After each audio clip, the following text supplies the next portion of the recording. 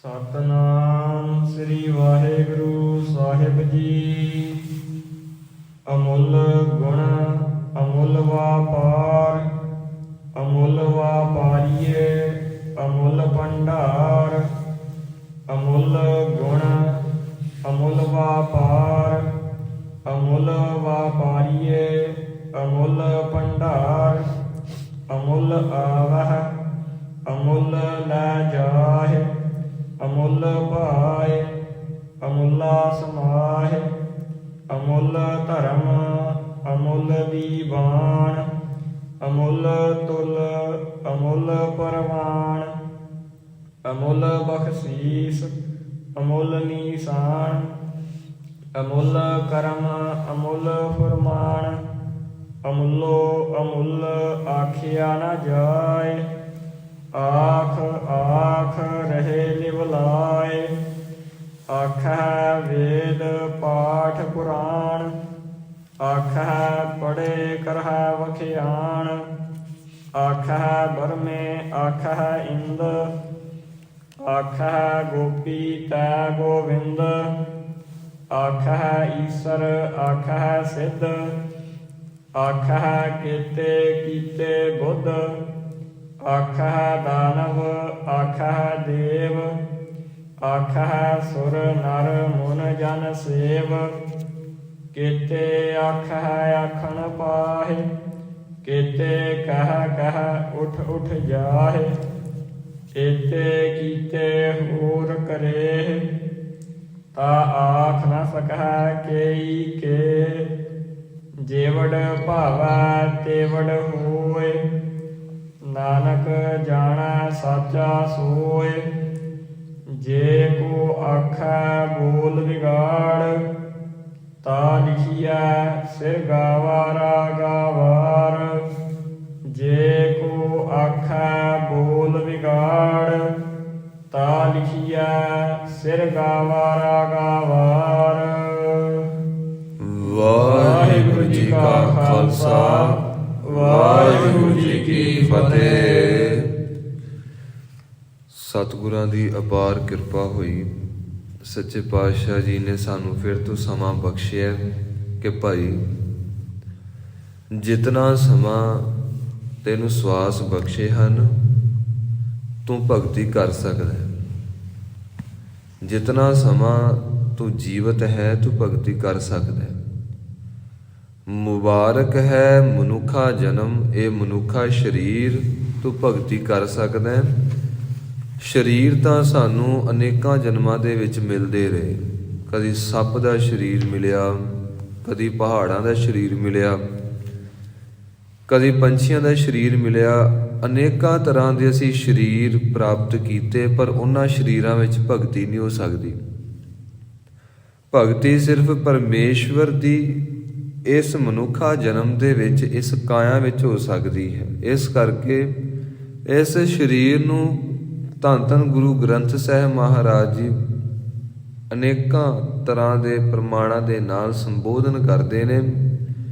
ਭਾਈ ਪ੍ਰਾਪਤ ਮਾਨੁਖ ਦੇਹੁਰੀਆ, ਗੋਬਿੰਦ ਮਿਲਣ ਕੀ ਇਹ ਤੇਰੀ ਬਰੀਆ। ਇਹ ਨਹੀਂ ਆਖਿਆ ਕਿ ਚਾਚਾ ਤਾਇਆ ਭੂਆ ਫਿਫੜ ਮਿਲਣ ਕੀ ਇਹ ਤੇਰੀ ਬਰੀਆ। ਇਹ ਨਹੀਂ ਕਿਹਾ ਕਿ ਫੋਨ ਮਿਲਣ ਕੀ ਬਰੀਆ। ਸੱਚੇ ਪਾਤਸ਼ਾਹ ਜੀ ਨੇ ਵਚਨ ਕੀਤਾ, ਜੋ ਕੁਝ ਤੂੰ ਹੁਣ ਕਰਦਾ ਪਿਆ ਇਹ ਪੁਰਾਣੇ ਜਨਮਾਂ ਵਿੱਚ ਵੀ ਕਰਦਾ ਰਿਹਾ। ਤੋ ਪੁਰਾਣੇ ਜਨਮਾਂ ਵਿੱਚ ਜਿਸ ਵੇਲੇ ਕੂਕਰ ਸੀ, ਕੁੱਤੇ ਦੀ ਜੂਨ ਵਿੱਚ ਸੀ, ਉਸ ਵੇਲੇ ਵੀ ਖਾਂਦਾ ਸੀ। ਜਦੋਂ ਪੁਰਾਣੇ ਸਮੇਂ ਦੀਆਂ ਜੂਨਾਂ ਵਿੱਚ ਸੀ, ਉਸ ਵੇਲੇ ਵੀ ਤੂੰ ਖੁਸ਼ ਹੁੰਦਾ ਸੀ। ਜਦੋਂ ਪੁਰਾਣੇ ਸਮੇਂ ਦੀਆਂ ਜੂਨਾਂ ਵਿੱਚ ਸੀ, 84 ਲੱਖ ਜੂਨਾਂ ਵਿੱਚ, ਉਸ ਵੇਲੇ ਵੀ ਤੂੰ ਲੜਦਾ ਸੀ। ਚਲੋ ਜਾਨਵਰਾਂ ਦੀ ਦੁਨੀਆ ਵਿੱਚ ਆਨੰਦ ਕਾਰਜ ਕੁਝ ਹੋਰ ਪ੍ਰਕਾਰ ਦੇ ਹੁੰਦੇ ਨੇ, ਉਹਨਾਂ ਨੂੰ ਸਮਝ ਨਹੀਂ ਹੈ, ਪਰ ਉਹਨਾਂ ਦੇ ਵੀ ਬੱਚੇ ਹੁੰਦੇ ਨੇ। ਜਾਨਵਰ ਵੀ ਜ਼ਿੰਮੇਵਾਰ ਹੁੰਦੇ ਨੇ। ਆਪ ਜੀ ਦੇਖੋ, ਜੋ ਬਾਂਦਰੀ ਹੈ, ਜਿੰਨਾ ਮੋਹ ਜਿੰਨਾ ਪਿਆਰ ਉਹ ਕਰਦੀ ਹੈ, ਕੋਈ ਵੀ ਕਰ ਨਹੀਂ ਸਕਦਾ। ਬੱਚਾ ਮਰ ਜਾਏ ਬਾਂਦਰੀ ਦਾ, ਤੇ ਉਹਨਾਂ ਚਿਰ ਉਹ ਮੁਰਦੇ ਬੱਚੇ ਨੂੰ ਛੱਡਦੀ ਨਹੀਂ ਜਿੰਨਾ ਚਿਰ ਦੂਜਾ ਬੱਚਾ ਨਹੀਂ ਹੋ ਜਾਂਦਾ।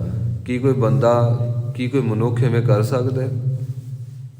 ਜਿੰਨਾ ਮੋਹ ਪ੍ਰਬਲ, ਜਿੰਨੀ ਜ਼ਿੰਮੇਵਾਰੀ ਪ੍ਰਬਲ ਜਾਨਵਰਾਂ ਦੀ ਦੁਨੀਆ ਵਿੱਚ ਦੇਖੀ ਜਾਂਦੀ ਹੈ, ਮਨੁੱਖਾਂ ਦੀ ਦੁਨੀਆ ਵਿੱਚ ਓਨੀ ਨਹੀਂ ਹੈ।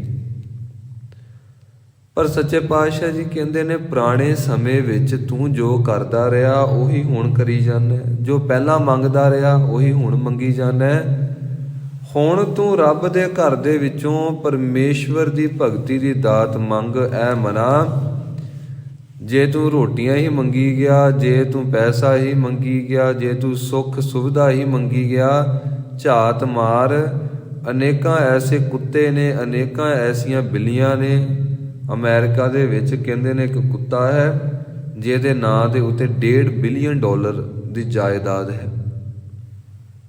ਜਿਸ ਥਾਂ ਦੇ ਵਿੱਚ ਉਹ ਰਹਿੰਦਾ ਹੈ ਉਸ ਥਾਂ ਦਾ ਕੱਲਾ ਮੁੱਲ, ਭਾਵ ਕਿ ਉਸ ਘਰ ਦਾ ਹੀ ਕੱਲਾ ਮੁੱਲ ਘੱਟੋ ਘੱਟ $40 ਤੋਂ $45 ਮਿਲੀਅਨ ਹੈ ਅਮਰੀਕਨ। ਹੁਣ ਕੁੱਤਾ ਬਹੁਤ ਆਰਾਮ ਦੇ ਵਿੱਚ ਜਿਉਂਦਾ ਪਿਆ ਹੈ। ਕੁੱਤੇ ਦੀ ਡਾਈਟ ਵੀ ਸਪੈਸ਼ਲ ਤਿਆਰ ਕੀਤੀ ਜਾਂਦੀ। ਉਸ ਕੁੱਤੇ ਨੂੰ ਰੋਜ਼ ਹੀ ਸ਼ੈਂਪੂ ਨਾਲ ਨਵਾ ਲਿਆ ਜਾਂਦਾ, ਤੇ ਜੋ ਉਸ ਕੁੱਤੇ ਨੂੰ ਸ਼ੈਂਪੂ ਯੂਜ਼ ਕੀਤਾ ਜਾਂਦਾ ਆ, ਕਹਿੰਦੇ ਨੇ ਕਿ ਉਹ ਇੱਕ ਵਾਰੀ ਜੋ ਉਹਦਾ ਨਹਾਉਣਾ ਹੈ ਉਹ ਘੱਟੋ ਘੱਟ $2,500 ਦਾ ਹੈ। $2,500 ਦਾ ਅਮਰੀਕਨ, ਜੋ ਉਹਦੀ ਸਾਰੀ ਪ੍ਰਕਿਰਿਆ ਹੈ। ਪਹਿਲਾਂ ਕੀ ਲਾਉਣਾ ਹੈ ਜੀ, ਫਿਰ ਬਾਅਦ 'ਚੋਂ ਕੀ ਲਾਉਣਾ ਹੈ, ਕਿਸੇ ਪ੍ਰਕਾਰ ਦੀ ਉਹਦੇ ਵਿੱਚ ਸਮੈਲ ਨਾ ਆਵੇ, ਫਿਰ ਬਾਅਦ 'ਚ ਸਪਰੇਅ ਕਿਹੜੀ ਕਰਨੀ ਹੈ, ਉਹਦੇ ਕੇਸ ਨਾ ਝੜਨ, ਫਿਰ ਇੱਕ ਸਪਰੇਅ ਕੀਤੀ ਜਾਂਦੀ ਹੈ, ਉਹਦੇ ਵਿੱਚ ਬੈਕਟੀਰੀਆ ਪੈਦਾ ਨਾ ਹੋਵੇ, ਫਿਰ ਸਪਰੇਅ ਕੀਤੀ ਜਾਂਦੀ ਹੈ।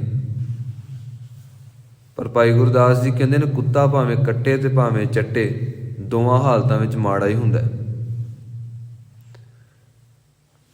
ਜੇਕਰ ਸਾਇੰਸ ਦੀ ਗੱਲ ਮੰਨੀਏ, ਸਾਇੰਸ ਕਹਿੰਦੀ ਹੈ ਤੁਸੀਂ ਰੂੜੀ ਦੇ ਢੇਰ ਨੂੰ ਇੰਜੈਕਸ਼ਨ ਲਾਈ ਜਾਓ, ਰੂੜੀ ਦੇ ਢੇਰ ਨੇ ਤੇ ਰੂੜੀ ਦਾ ਢੇਰ ਹੀ ਰਹਿਣਾ। ਇਸ ਕਰਕੇ ਇਹ ਜੋ ਜਾਨਵਰ ਹਨ, ਜਿਤਨਾ ਮਰਜ਼ੀ ਅਸੀਂ ਕਰ ਲਈਏ ਕਿ ਇਹਦੇ ਵਿੱਚੋਂ ਬੈਕਟੀਰੀਆ ਖਤਮ ਹੋ ਜਾਂਦਾ, ਹਾਰਮਫੁਲ ਬੈਕਟੀਰੀਆ ਨਾਸ਼ ਹੋ ਜਾਂਦਾ। ਜਿਹਦਾ ਜਨਮ ਹੀ ਬੈਕਟੀਰੀਆ ਨਾਲ ਹੈ ਉਹ ਕਿੱਥੋਂ ਨਾਸ਼ ਹੋ ਜਾਏਗਾ। ਦਾਸ ਦਾ ਕਹਿਣ ਦਾ ਅਰਥ ਇਹ ਹੈ ਕਿ ਜੇਕਰ ਸੁੱਖਾਂ ਦੀ ਗੱਲ ਕਰੀਏ, ਅਨੇਕਾਂ ਕੁੱਤੇ, ਅਨੇਕਾਂ ਬਿੱਲੀਆਂ ਐਸੀਆਂ ਨੇ ਜਿਨ੍ਹਾਂ ਦੇ ਚੁਗਿਰਦੇ 10-10, 20-20 ਨੌਕਰ ਹਨ। ਅਸੀਂ ਹੁਣ ਕੀ ਕਹੀਏ ਕਿ ਬੜੇ ਭਾਗਾਂ ਵਾਲੇ ਨੇ। ਰਹਿਣਾ ਤੇ ਉਹਨਾਂ ਨੇ ਕੁੱਤੇ ਹੀ ਆ, ਰਹਿਣਾ ਤੇ ਉਹਨਾਂ ਨੇ ਜਾਨਵਰ ਹੀ ਆ, ਉਹਨਾਂ ਨੇ ਆਪਣਾ ਸੁਭਾਅ ਨਹੀਂ ਛੱਡਣਾ। ਸੱਚੇ ਪਾਤਸ਼ਾਹ ਜੀ ਕਹਿੰਦੇ ਨੇ, ਜੇਕਰ ਬਾਹਰ ਦੇ ਸੁੱਖਾਂ ਨੂੰ ਮੁੱਖ ਰੱਖ ਕੇ ਤੂੰ ਇਹ ਕਹੇ ਕਿ ਪ੍ਰਮਾਤਮਾ ਦੀ ਕਿਰਪਾ ਹੋਈ, ਫਿਰ ਤੇ ਕੁੱਤਿਆਂ ਤੇ ਬੜੀ ਕਿਰਪਾ, ਫਿਰ ਤੇ ਸ਼ੇਰ ਤੇ ਬੜੀ ਕਿਰਪਾ। ਉਹਨੇ ਤੇ ਕੋਈ ਪੈਸਾ ਵੀ ਨਹੀਂ ਦਿੱਤਾ ਤੇ ਜੰਗਲ ਦੇ ਵਿੱਚ ਅਗਲਾ ਰਾਜ ਕਰਦਾ ਪਿਆ ਆ, ਕਿਸੇ ਨੂੰ ਖੰਘਣ ਹੀ ਨਹੀਂ ਦਿੰਦਾ। ਬਿਨਾਂ ਪੈਸੇ ਦਿੱਤੇ ਸਾਰੇ ਜੰਗਲ ਦੀ ਉਹਨੇ ਰਜਿਸਟਰੀ ਕਰਾਈ ਹੋਈ ਹੈ। ਸੱਚੇ ਪਾਤਸ਼ਾਹ ਜੀ ਕਹਿੰਦੇ ਨੇ, ਤੇਰੀਆਂ ਬਿਰਤੀਆਂ ਫਿਰ ਉਸੇ ਤਲ ਤੇ ਖੜੀਆਂ ਨੇ। ਕਰਤੂਤ ਪਸ਼ੂ ਕੀ ਮਾਨਸ ਜਾਤ, ਲੋਕ ਪਚਾਰਾ ਕਰੈ ਦਿਨ ਰਾਤ। ਬਾਹਰ ਦਾ ਸੁੱਖ ਚਾਹੀਦਾ ਹੈ, ਬਾਹਰ ਦਾ ਕੰਫਰਟ ਚਾਹੀਦਾ ਹੈ, ਬਾਹਰ ਦੀ ਜੋ ਸੁੱਖ ਸੁਵਿਧਾ ਹੈ ਉਹ ਚਾਹੀਦੀ ਹੈ, ਪਰ ਤੂੰ ਭੁੱਲ ਨਾ, ਇਹ ਥੋੜੇ ਸਮੇਂ ਵਾਸਤੇ, ਸਦੀਵ ਕਾਲ ਵਾਸਤੇ ਸਿਰਫ ਪਰਮੇਸ਼ਵਰ ਦਾ ਨਾਮ ਹੈ। ਤੇ ਇੱਕ ਹੋਰ ਗੱਲ ਯਾਦ ਰੱਖ, ਕਲਗੀਧਰ ਪਾਤਸ਼ਾਹ ਜੀ ਕਹਿੰਦੇ ਨੇ, ਜੋ ਵੀ ਮੇਰਾ ਪੁੱਤਰ ਬਣੇਗਾ, ਜੋ ਵੀ ਮੇਰਾ ਪੁੱਤਰ ਬਣ ਗਿਆ ਤੇ ਜੋ ਮੈਨੂੰ ਪਿਤਾ ਕਹਾਉਣ ਦੇ ਹੱਕ ਦੇ ਵਿੱਚ ਸਾਹਮਣੇ ਹੱਥ ਜੋੜ ਕੇ ਖੜਾ ਹੈ ਕਿ ਮੈਂ ਗੁਰੂ ਨਾਨਕ ਦੇ ਘਰ ਦੇ ਵਿੱਚ ਸੇਵਾਦਾਰ ਹਾਂ, ਉਹ ਯਾਦ ਰੱਖੇ ਉਹਦੀ ਜ਼ਿੰਮੇਵਾਰੀ ਬਹੁਤ ਵੱਡੀ ਹੈ। ਸੱਚੇ ਪਾਤਸ਼ਾਹ, ਅਸੀਂ ਕਮਾ ਲਿਆ ਜੀ, ਘਰੇ ਲੈ ਆਂਦਾ, ਖਾ ਲਿਆ, ਹੰਢਾ ਲਿਆ, ਹੱਸ ਲਿਆ, ਰੋ ਲਿਆ, ਨਾਰਾਜ਼ ਹੋ ਗਏ, ਸੌਂ ਲਿਆ, ਇੱਥੋਂ ਤੱਕ ਹੀ ਜ਼ਿੰਦਗੀ ਆ। ਸੱਚੇ ਪਾਤਸ਼ਾਹ ਜੀ ਕਹਿੰਦੇ ਨੇ, ਨਹੀਂ ਭਲਿਆ, ਤੇਰੇ ਸਿਰ ਤੇ ਇੱਕ ਜ਼ਿੰਮੇਵਾਰੀ ਹੈ। ਕੀ? ਤੇਰੇ ਜੀਵਨ ਵਿੱਚ ਇੰਨੀ ਕੁ ਪਵਿੱਤਰਤਾ ਹੋਣੀ ਚਾਹੀਦੀ ਹੈ, ਸਭ ਤੋਂ ਪਹਿਲਾਂ ਤੂੰ 5 ਵਿਸ਼ੇ ਵਿਕਾਰਾਂ ਤੋਂ ਰਹਿਤ ਹੋਵੇਂ। ਫਿਰ ਤੇਰੀ ਦੂਜੀ ਜ਼ਿੰਮੇਵਾਰੀ ਇਹ ਹੈ ਕਿ ਜੇ ਕਿਸੇ ਵੇਸਵਾ ਵੱਲ ਤੂੰ ਨਿਗਾਹ ਭਰ ਕੇ ਦੇਖੇ ਤੇ ਉਹਨੂੰ ਸੰਤਨੀ ਬਣਾ ਦੇਵੇ, ਉਹਨੂੰ ਬ੍ਰਹਮ ਗਿਆਨਣ ਬਣਾ ਦੇਵੇ। ਤੇਰੇ ਜੀਵਨ ਵਿੱਚ ਇਤਨੀ ਪਵਿੱਤਰਤਾ ਹੋਣੀ ਚਾਹੀਦੀ ਹੈ, ਜਿਹੜਾ ਤੇਰੀ ਸੰਗਤ ਕਰੇ ਉਹਦਾ ਅੰਦਰ ਬਾਹਰ ਨਿਰਮਲ ਹੋ ਜਾਏ। ਸੱਚੇ ਪਾਤਸ਼ਾਹ ਜੀ ਨੇ ਸਾਨੂੰ ਦਿੱਤਾ ਕੀ? ਹੁਣ ਜੇ ਅਸੀਂ ਬਾਹਰ ਮੁਖੀ ਗੱਲ ਕਰੀਏ, ਅਸੀਂ ਕੀ ਕਹਾਂਗੇ ਕਿ ਮਹਾਰਾਜ ਜੀ ਨੇ ਸਾਨੂੰ ਤਲਵਾਰ ਦਿੱਤੀ, ਸਾਨੂੰ ਸ੍ਰੀ ਸਾਹਿਬ ਦਿੱਤੀ, ਸਾਨੂੰ ਕਿਰਪਾਨ ਦਿੱਤੀ। ਪੁਰਾਤਨ ਇਤਿਹਾਸ ਪੜ੍ਹ ਕੇ ਦੇਖੋ, ਰਾਜਪੂਤਾਂ ਦੇ ਕੋਲ ਬਹੁਤ ਬਾਕਮਾਲ ਸ਼ਸਤਰ ਹੋਇਆ ਕਰਦੇ ਸਨ। 6ਵੇਂ ਪਾਤਸ਼ਾਹ ਤੋਂ ਪਹਿਲਾਂ, ਕਲਗੀਧਰ ਪਾਤਸ਼ਾਹ ਤੋਂ ਪਹਿਲਾਂ ਗੁਰੂ ਮਹਾਰਾਜ ਜੀ ਨੇ ਦਿੱਤਾ ਕੀ? ਦਸਤਾਰ ਦਿੱਤੀ, ਤੇ ਰਾਜਪੂਤ ਪਹਿਲਾਂ ਦਸਤਾਰਾਂ ਬੰਨ੍ਹਦੇ ਸਨ। ਕਲਗੀਧਰ ਪਾਤਸ਼ਾਹ ਜੀ ਨੇ, ਗੁਰੂ ਮਹਾਰਾਜ ਨੇ ਦਿੱਤਾ ਕੀ? ਦਸਤਾਰ। ਮਹਾਰਾਜ ਜੀ ਨੇ ਦਿੱਤਾ ਕੀ? ਸਾਬਤ ਸੂਰਤ। ਰਾਜਪੂਤ ਪਹਿਲਾਂ ਸਾਬਤ ਸੂਰਤੀ ਹੋਇਆ ਕਰਦੇ ਸਨ। ਗੁਰੂ ਗੋਬਿੰਦ ਸਿੰਘ ਮਹਾਰਾਜ ਜੀ ਨੇ ਸਭ ਤੋਂ ਵੱਡੀ ਬਖਸ਼ਿਸ਼ ਇਹ ਕੀਤੀ ਕਿ ਸਿੱਖ ਨੂੰ ਰੂਹਾਨੀ ਜੀਵਨ ਬਖਸ਼ਿਸ਼ ਕੀਤਾ। ਸਭ ਤੋਂ ਪਹਿਲਾਂ ਸੰਤ ਬਣਾਇਆ, ਫਿਰ ਜਾ ਕੇ ਸਿਪਾਹੀ ਬਣਾਇਆ। ਤੁਸੀਂ ਕਦੀ ਨਹੀਂ ਸੁਣੋਗੇ ਸਿਪਾਹੀ ਸੰਤ ਬਣਾਇਆ। ਹਮੇਸ਼ਾ ਹੀ ਇਹ ਸ਼ਬਦ ਵਰਤਿਆ ਜਾਂਦਾ ਹੈ ਕਿ ਪਹਿਲਾਂ ਸੰਤ ਬਣਾਇਆ, ਫਿਰ ਸਿਪਾਹੀ ਬਣਾਇਆ। ਇਹਦਾ ਅਰਥ ਇਹ ਹੈ ਕਿ ਪਹਿਲਾਂ ਤੇਰੇ ਜੀਵਨ ਦੇ ਵਿੱਚ ਇੰਨੀ ਕੁ ਪਵਿੱਤਰਤਾ ਹੋਵੇ, ਜਿਹੜਾ ਤੇਰੇ ਦਰਸ਼ਨ ਕਰੇ ਉਹਨੂੰ ਠੰਡ ਪੈ ਜਾਏ। ਜਿਹੜਾ ਤਪਦਾ ਹਿਰਦਾ ਤੇਰੇ ਪਾਸ ਆਵੇ, ਉਹਦਾ ਅੰਦਰ ਸ਼ਾਂਤ ਹੋ ਜਾਏ। ਗੁਰੂ ਦੇ ਸ਼ਬਦ ਦੇ ਵਿੱਚ ਬਰਕਤ ਇੰਨੀ ਹੈ, ਤੇ ਜੇ ਤੂੰ ਖੁਦ ਹੀ ਨਾ ਜਪ ਸਕਿਆ ਤੇ ਫਿਰ ਦੱਸ ਤੂੰ ਕਰੇਂਗਾ ਕੀ? ਜਿੰਨਾ ਚਿਰ ਅਸੀਂ ਇਹ ਮੰਨ ਕੇ ਬੈਠੇ ਹਾਂ ਕਿ ਦੇਖੋ ਮੇਰੇ ਆ 4-5 ਚਿੰਟੂ ਮਿੰਟੂ ਹੀ ਮੇਰੇ ਪਰਿਵਾਰ ਦੇ ਜੀ ਨੇ, ਕਹਿੰਦੇ ਨੇ ਓਨਾ ਚਿਰ ਤੂੰ ਕੋਈ ਐਫਰਟ ਨਹੀਂ ਕਰੇਗਾ।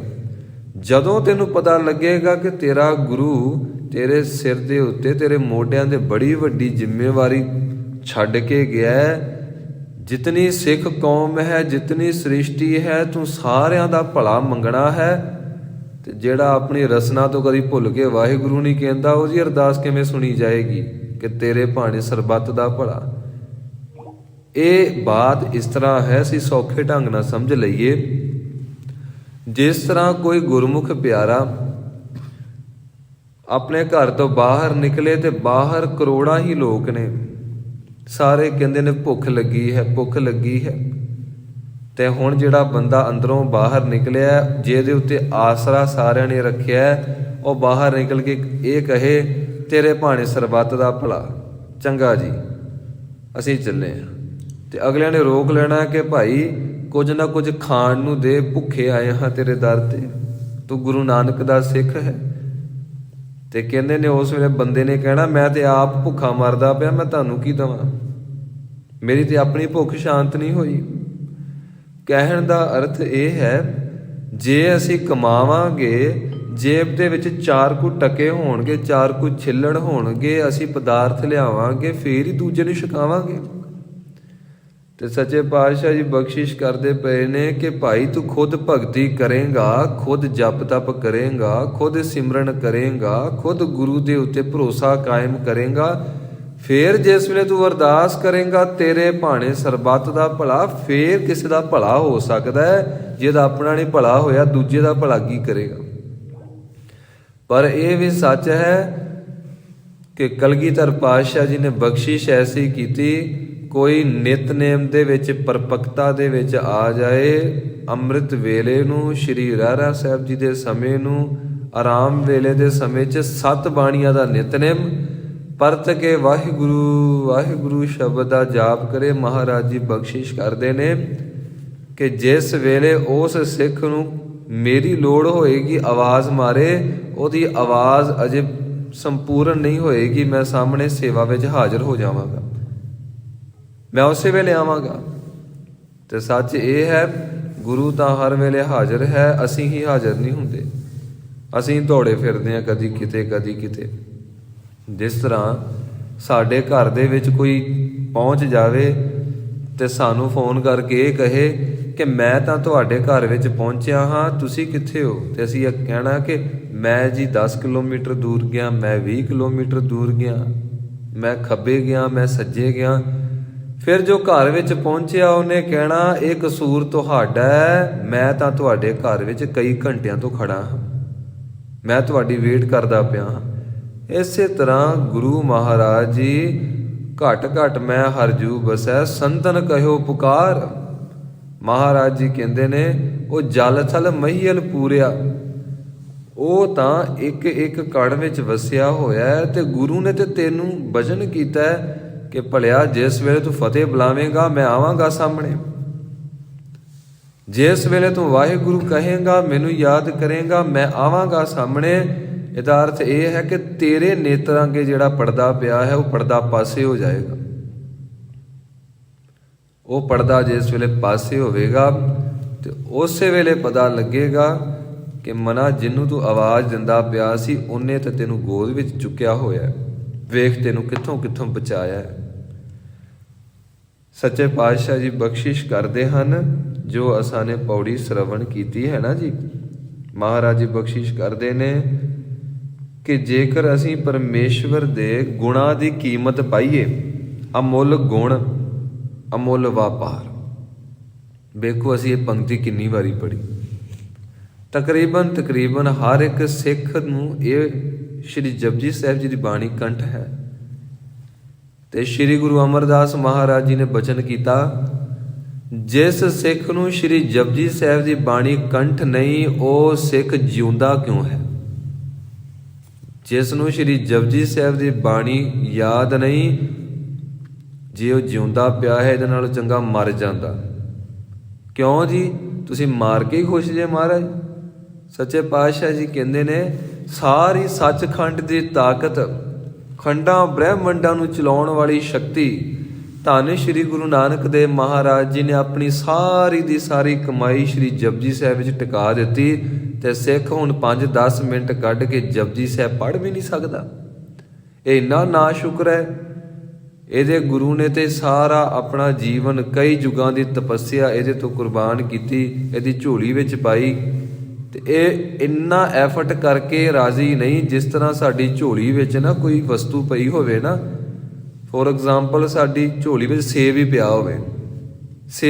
ਹੋਵੇ, ਤੇ ਹੁਣ ਸੇਬ ਤੱਕ ਅਸੀਂ ਜੇ ਹੱਥ ਲੈ ਕੇ ਜਾਵਾਂਗੇ ਫੇਰ ਹੀ ਹੱਥ ਵਿੱਚ ਆਵੇਗਾ, ਕਿ ਜਾਂ ਫਿਰ ਸੇਬ ਨੂੰ ਕਹਾਂਗੇ ਲੈ ਤੂੰ ਸੇਬ ਹੈ, ਤੂੰ ਭੁੱਖ ਮਿਟਾ ਦਿੰਦਾ, ਹੁਣ ਤੂੰ ਕੰਮ ਕਰ, ਮੂੰਹ ਅਸੀਂ ਖੋਲਣਾ ਨਹੀਂ, ਆਪਣੇ ਆਪ ਅੰਦਰ ਚਲਾ ਜਾ, ਤੇਰੀ ਜ਼ਿੰਮੇਵਾਰੀ ਬਣਦੀ ਹੈ ਭਾਈ, ਤੂੰ ਜੋ ਮਰਜ਼ੀ ਕਰ ਸਕਦਾ ਹੈ।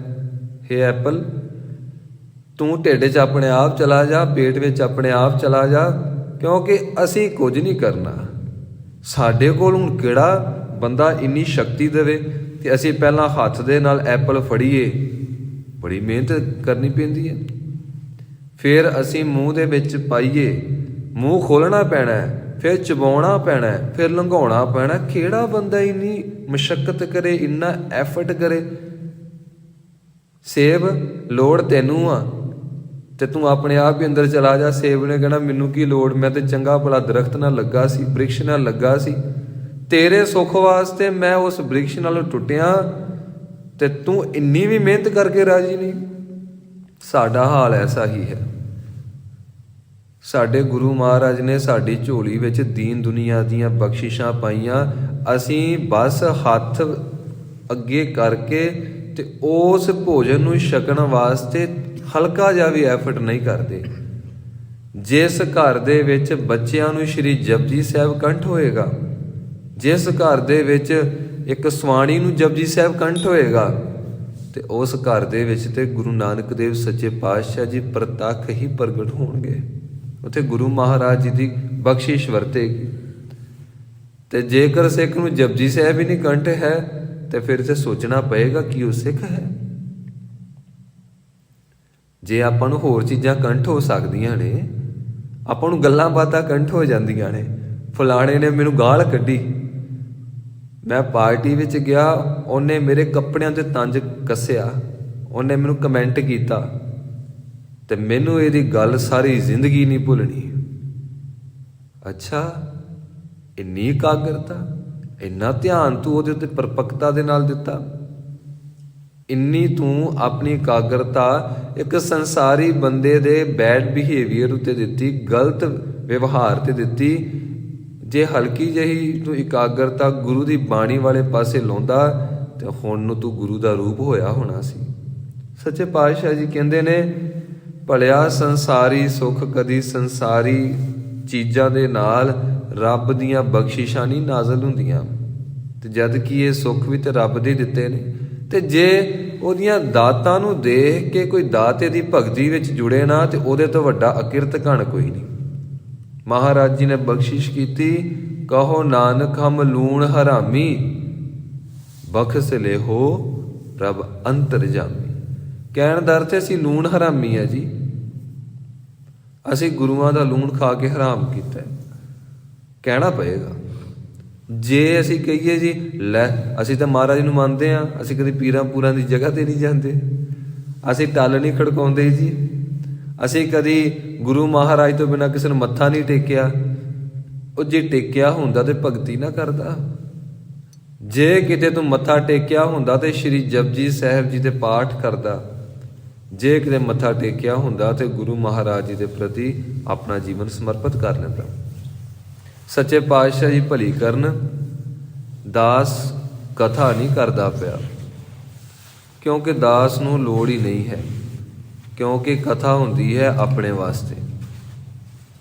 ਇਹ ਤਾਂ ਗੁਰਮੁਖਾਂ ਨੇ ਹੁਕਮ ਕੀਤਾ ਕਿ ਜੇਕਰ ਸੱਚੇ ਪਾਤਸ਼ਾਹ ਜੀ ਨੇ ਇੱਕ ਅੱਧਾ ਕਿਣਕਾ ਝੋਲੀ ਦੇ ਵਿੱਚ ਟਿਕਾਇਆ ਹੈ ਤੇ ਉਹ ਆਪ ਜੀ ਕਿਣਕੇ ਨੂੰ ਆਸੇ-ਪਾਸੇ ਗੁਰੂ ਦੀ ਆਗਿਆ ਅਨੁਸਾਰ ਪ੍ਰਚਾਰਿਤ ਕਰੋ, ਪ੍ਰਸਾਰਿਤ ਕਰੋ।